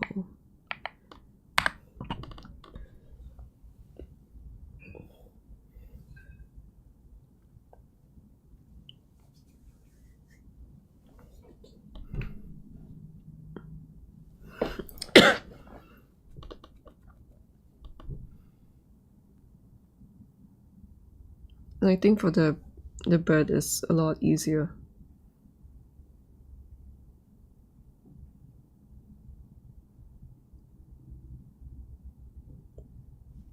Because it's on like a huge white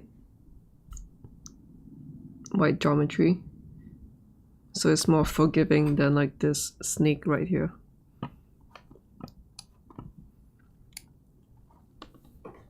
So like while that is rendering, I can kind of explain the things that I learned last night to make this possible, which is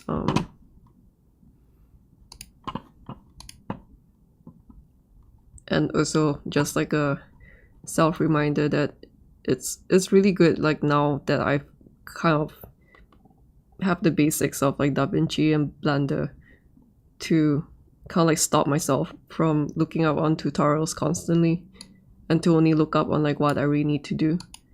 So in this case, for the Davinci Control T thing,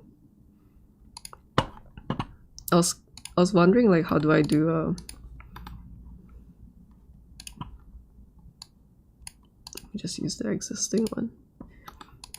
Like if I do this wrong, the connection's wrong, like how do I swap it? And it's Control T. So Control T will swap this.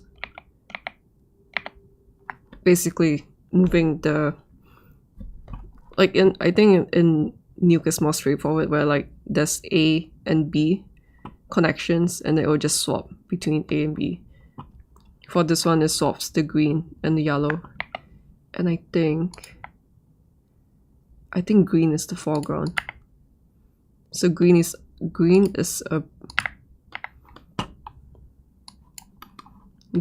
above. So now that this is green, like this, it is above. It's above this now. Something that I just learned. And then the other thing is select all objects.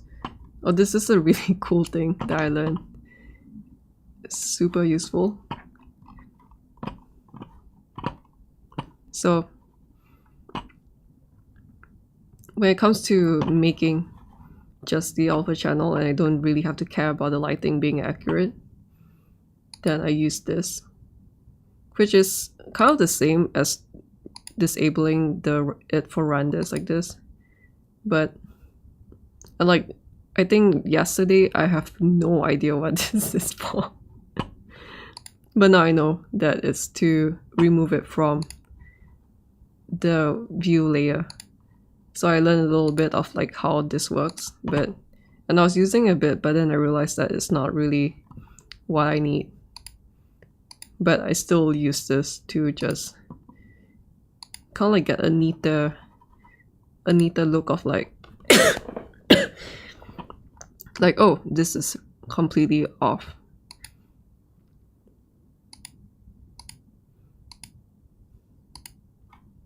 So this is how I get the alpha channel.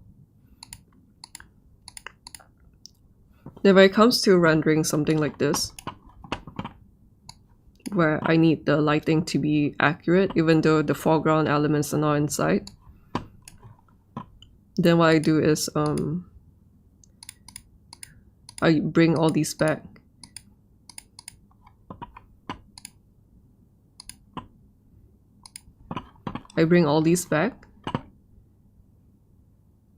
And let me just make sure that I didn't make a mistake. And then you can click on an object. Sometimes when you click on, let's say, I'm not really sure like why is it not working right now. As in, it is working, which is a problem because I want it to not work. But sometimes this wouldn't appear. Like sometimes these will disappear, and the way to bring them back up is to just select one of the objects. But if it's already there, you can use the right click and select objects. So what I've done, because this file is unique to just the snake cam setup, I used to group the objects based on the materials, but because the materials are all final and I don't need to change anything, now I reorganize all these objects to what layers they're in, that they're occupying, which is a lot easier if I just show it to you. So foreground, midground, background. So midground, foreground. So that way it's very easy for me to right click and press S to select all the objects, and then come here and toggle this ray visibility in this object properties. So yesterday, like one of the mistakes that I made was disabling it at like some other different place, like this one. And I was like, why is it not working? It's because I'm in the world tab, so it's just disabling the world tab. Whereas like why I need this to be in the object properties. So right click and select this. And when you click on this, right now it's really, I'm just gonna do this as a demo. When you click like that, it will only adjust.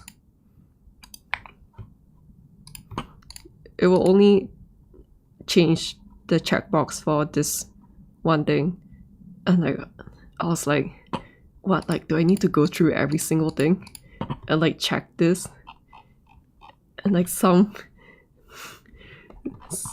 awesome person on like Blender Exchange a few years ago asked the question, and someone like managed to give the solution, which is to, as you're going to this, like hold down the Alt key, and as you're holding down the Alt key, click on this.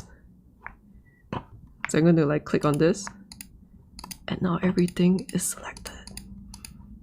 It's so awesome. So I'm going to do this again.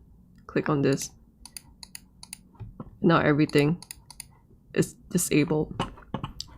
So what this does is it removes itself from the view when you're rendering. And you can see like all these black areas are just the intersections between the foreground objects and the middle ground. But everything else will be rendered out properly, as if the foreground elements are there. Like, so the lighting is like, let's say if the foreground element, if I'm rendering this just like this, if I'm just doing like this, the lighting would be very different, because now I don't have the shadows being casted from the foreground. So like right now, this is going to, I don't have the shadows from this casting onto this. I don't have the shadows from here on here. I don't have the bounce light and everything. So when that happens, like the lighting is going to be really different. So the good thing about doing this, okay, so like it disappeared a bit. So the good thing about doing this is that it keeps the, like in my experience right now, which I showed in the Davinci Resolve, like 99% the lighting is quite similar. So like it's just things like this. In the new background that like it didn't work out, and I'm not really sure if, like, is it because I did something wrong, when it comes to the layer management. But when it comes to everything else, like the shadows cast on the bird is accurate, and everything will match. And because everything will match, life will be easier on this, and I don't need to make the guesswork of what it looks like behind, which is kind of like the job of being a roto. Because I was like a roto paint artist for a few years before I moved to like junior compositing. But like I learned a lot from my years of doing roto and paint. But like you're not going to have this perfect 3D scene. You're going to have like film footage and you have no idea what is behind, and you have to recreate it. But because I have a blended scene, I can use it to my advantage. So this is done. I'm going to save this out. Save this out.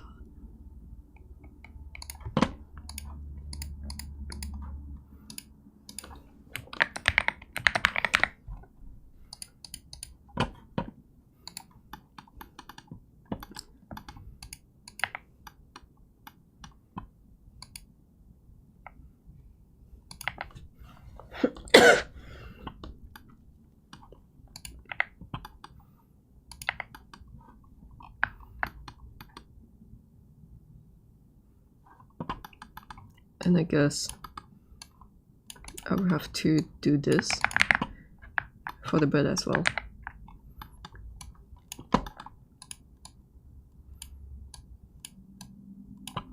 And I think you can right click and line up.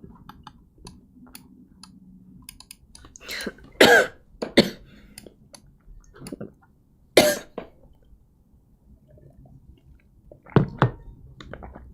feel like I've talked too much and my throat is complaining to me. So I'm gonna mute my mic for a bit.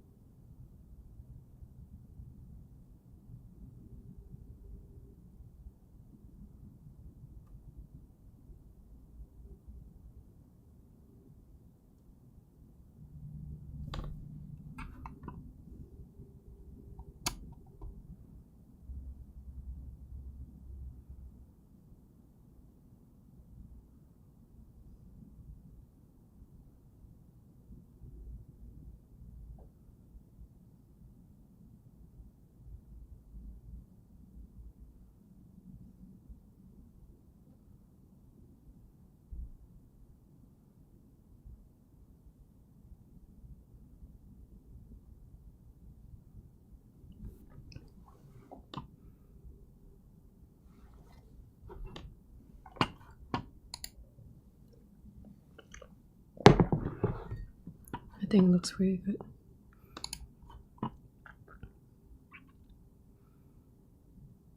I think if there's anything I would personally want to take away from something like this,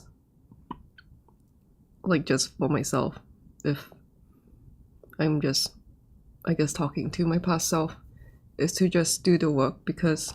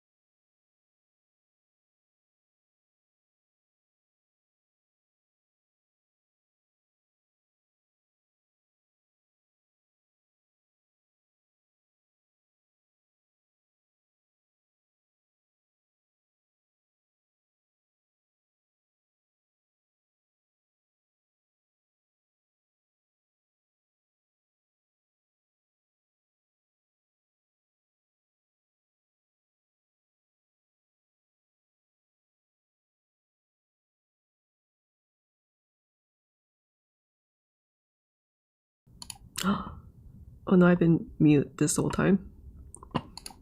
I'm so sorry.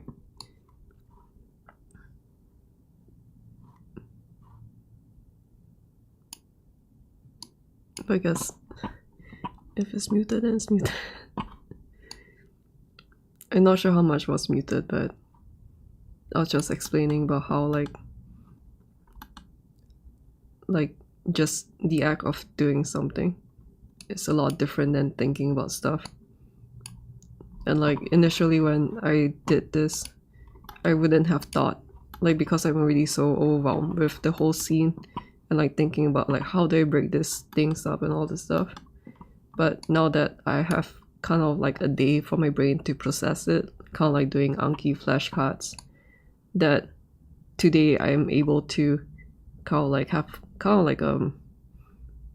set myself to think about the finer things in the shot, which is to split this up now so that there is a bigger parallax effect. So now I think the problem previously was that this was moving together with this, and because this is such a big object and this object is it's like in the mid ground, it's further behind than this, and it's such a big thing, it's going to be it's kind of the same as the snake over Messmer, but like because they're two very distinct objects, it becomes even more like prominent when what's this? It becomes even more prominent when they are moving together. So it's nice to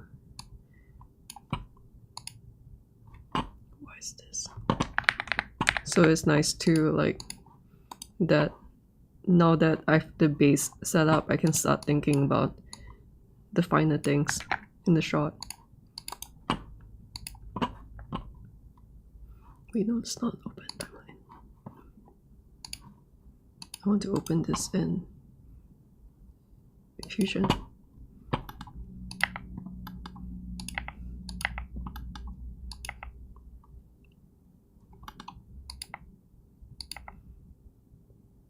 Oh, it is in the wait. Oh, this is inside the final. Huh.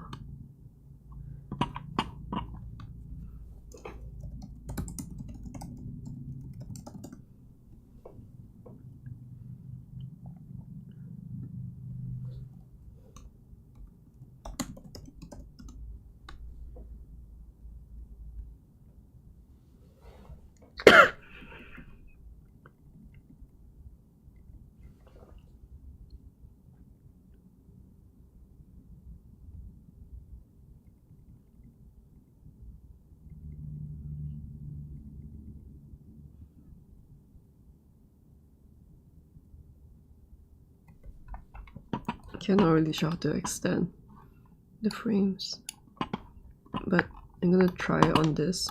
I was trying to look up on how to extend the paint frames, so I'm gonna try with this one, and this time I'll make like the correct thing of like starting from the first frame. Usually and because I haven't done this in so long, I kind of forgot, but usually you have to keep in mind the frames that you're on when it comes to doing plate reconstruction and all that stuff. Let me see.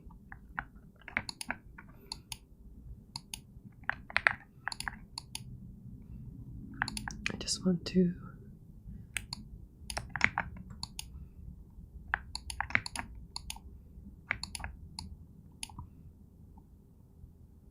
am I doing something?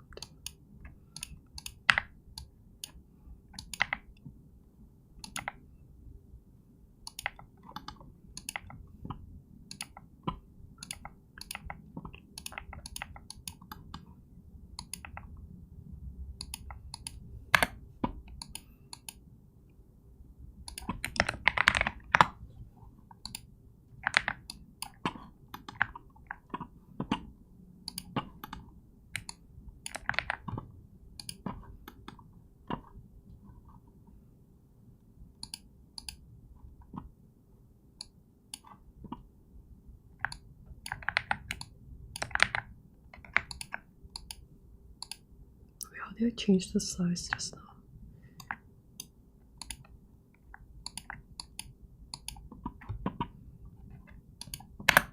You know, I should be doing on the last one.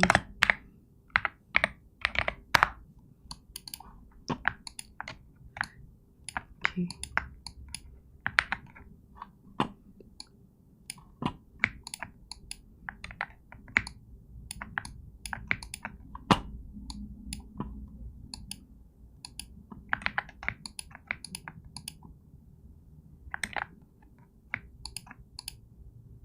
I think that's good.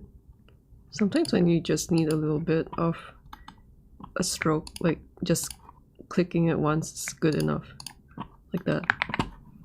And now this is looking good. This is before, this is after. It's a really subtle difference, but just from it following this wing, it kind of like makes it look like, oh, it's a glitch, like there's some alpha thing going on, even though it was in the original renders. So that's done. Now I just need to figure out how to keep this. Can I do like a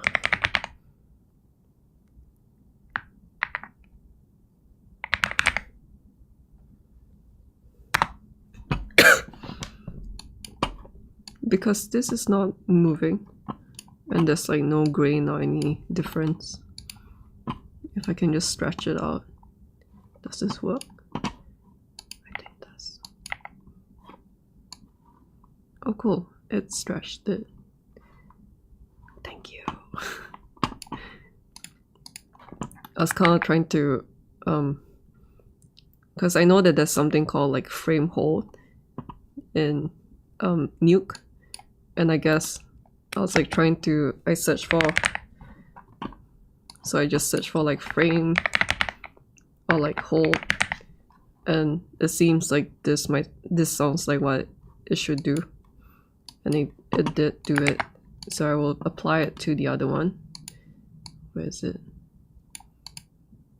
Was it this one? Yep, it's this one. I guess now the question is, if I put it here, will it extend?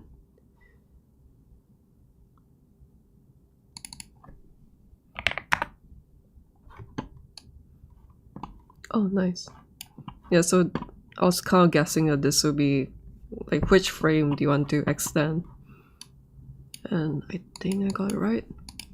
So now, let's see. Yay, it's gone. It's really cool. It's really cool when you kind of like, when I go through the stress of like, oh, everything is so hard, but then once I oh no, I hope it's safe. It just crashed. I'm so sorry. I think in the 4 weeks that I was editing, Davinci like, oops. I guess it's not really a what's it called? It's not really a secret anymore what I'm working on. But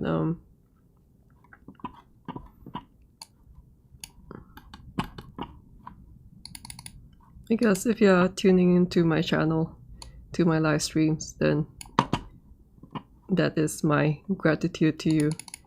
That is what I'm working on, and I'm really excited to share it with you guys. I guess it's like quite hard to, I can't split this file up so that I can keep it a secret, but like sometimes with live streams, it's very hard to control things. Let me see. But you know, I hope that if you chance upon this part of the live stream, that you'll be even more excited to what is like when I post it up. Okay, so this is good. I'm gonna head out for dinner now. I'm sorry to everyone and to myself for taking so long for this one. But I'm really happy with the outcome of this. And just like what I was saying, in the 4 weeks of doing my video edit, I think it crashed. Davinci crashed like 2 times or 3 times.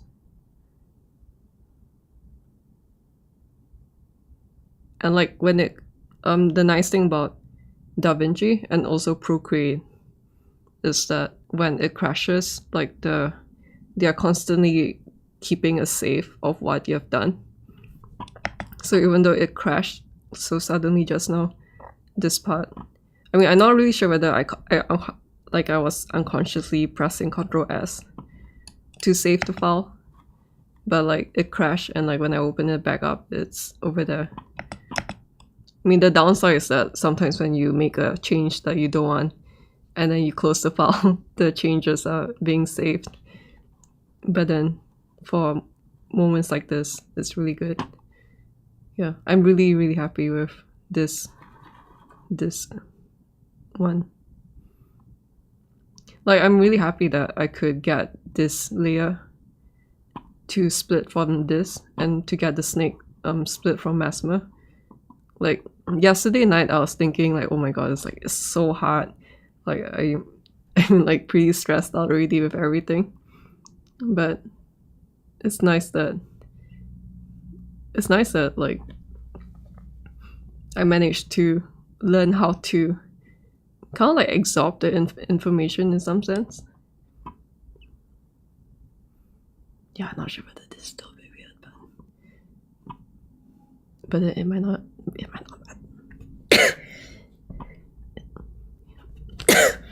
like it might not matter at all.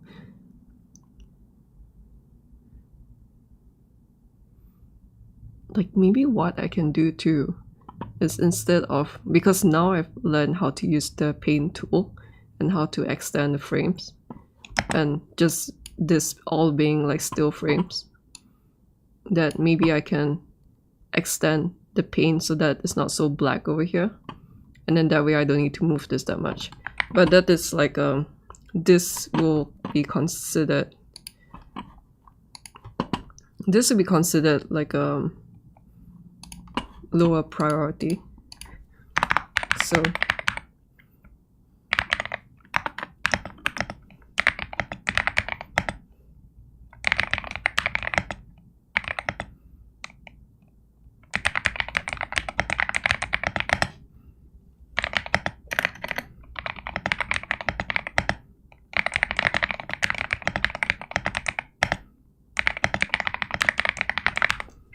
it'll be less priority because it's what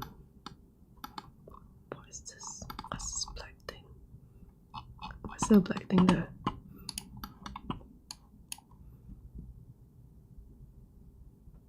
I see.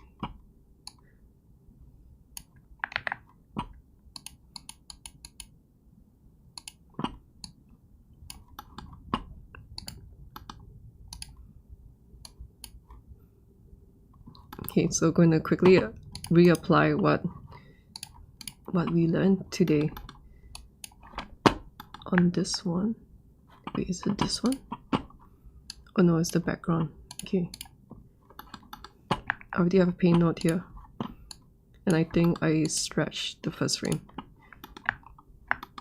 So just, wait, which one was it?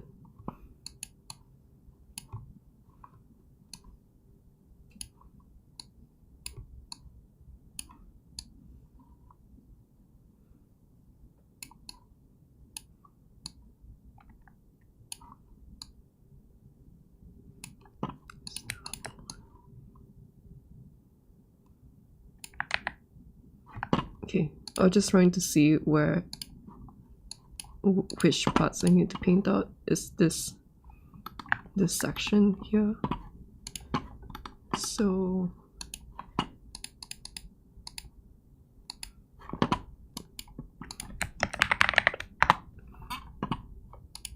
I don't know why I can't bring up this. Why is it not showing up? But I'll just use a new one. When in doubt, just create a new node. And then extend. One of the ways I paint fast for plate reconstruction and stuff is to like just constantly eye drop the color like this, and then just like that. So like eye drop paint, eye drop paint, eye drop paint. And this way, yay, it's not black anymore. That's good. And I feel like there's a similar issue on this one. Might as well, since I'm going to stop the stream soon. So it's this little thing here, and it's this one.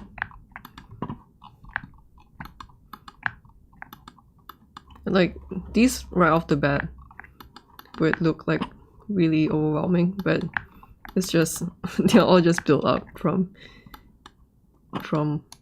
the past. I don't know how long that I've been streaming. And then this one, 60. So just be mindful of which frame it is. And then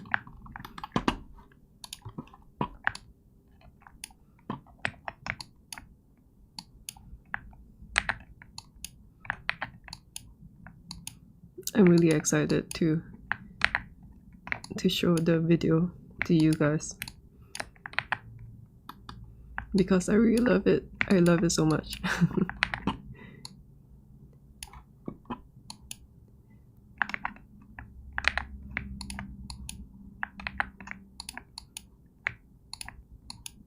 I just need to get my shit together and like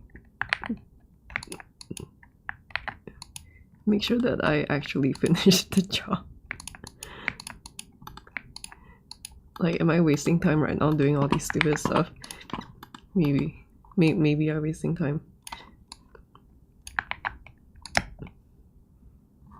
No, the black frame is not there anymore. That's good. One down and 3 more to go. And hopefully they'll be easier, I think. Cause like I just think that this particular one, just the nature of this being, no, I don't. Or something else that I learned is you can create smart bins to organize your stuff. So this one in particular is media or like clips that doesn't contain fusion and contains snake, because I'm gonna have a bunch of images coming in later on, so I just want to keep this separate. So like in the future it will be maybe I'll work on the cape one. No, I'll work on this one next.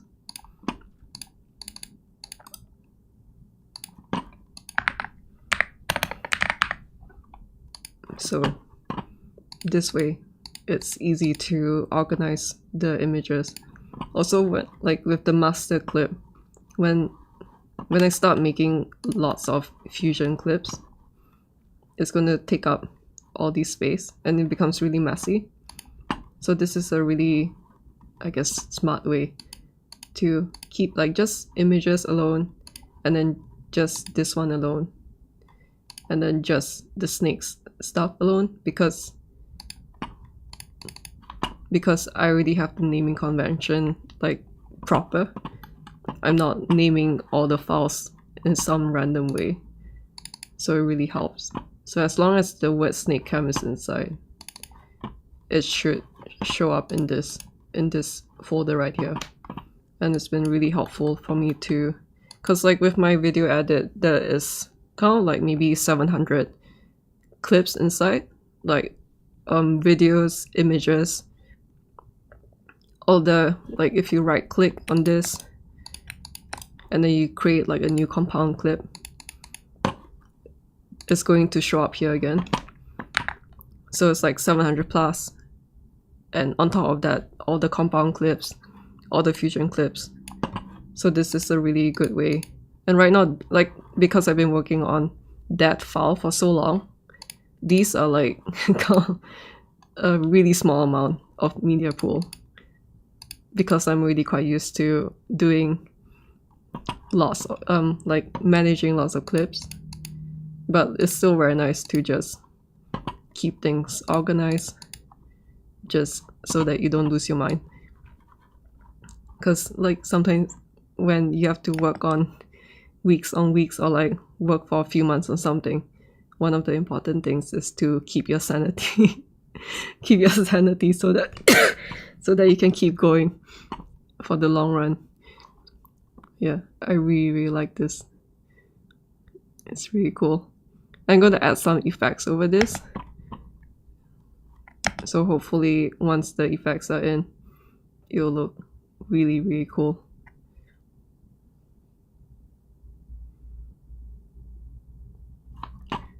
Yeah, I really I hope that if you're tuning in, that you have a good week. Sunday is almost over and I should get my dinner. And then get my dinner and then work on the video edit, because I'm going to try and like split up like my live streams. The next live stream I'm going to do this one, so I'm going to start this from scratch. But yeah, there's still a lot of things to do with my edit, so I'll just try to break them up and do them side by side, so that I can do the live stream and do the video edit at the same time. And also, like, I mean, it's also something that I learned from Anki, is that sometimes doing things one at a time, but like doing it consistently every single day. I mean, not every single day, but like, let's say if I decide to do everything today, like all the camera angles, there's a bigger chance that I'm gonna forget what the workflow is, compared to like doing one every single day, if that makes sense.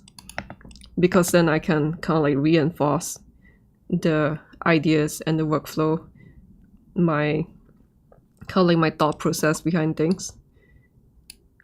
Like, go to sleep, let my brain process it as I sleep, and then wake up again and do the same thing. And it's a lot of fun doing this. And like, I don't know whether because I'm crazy, but like, it's a lot of fun to just talk about these kind of stuff and just like, it's kind of just like doing art, I guess. I just spot something, so I was like looking or staring at it. It's really fast. So this is one of the areas where the mesh has a problem, but because I have paint now, and this is the 68 frame, because I paint, I can do this in paint. Yes. That's like one of the common things in VFX though. It's like, you can just like do that in paint.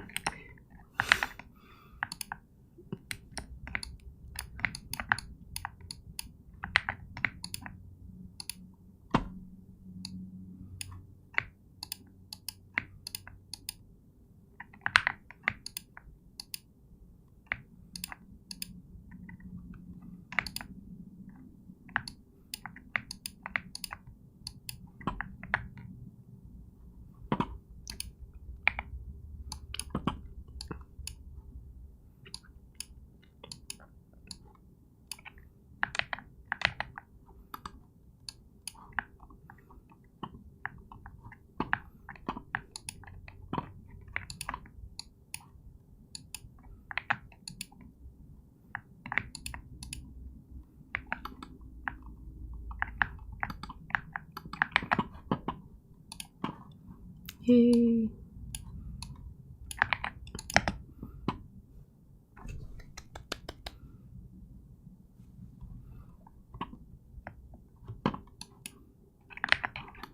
Yes. 1 down, 3 more to go. I hope that you have a good Sunday, and I'll see you in the next stream. Bye. And I hope that you enjoy all of this as much as I do, and that if you're learning these for the first time, or if you don't really know like how the process works in like doing plate reconstruction or rotopaint in VFX, I hope that this will help you too. So awesome! It looks so cool. Thank you and goodbye.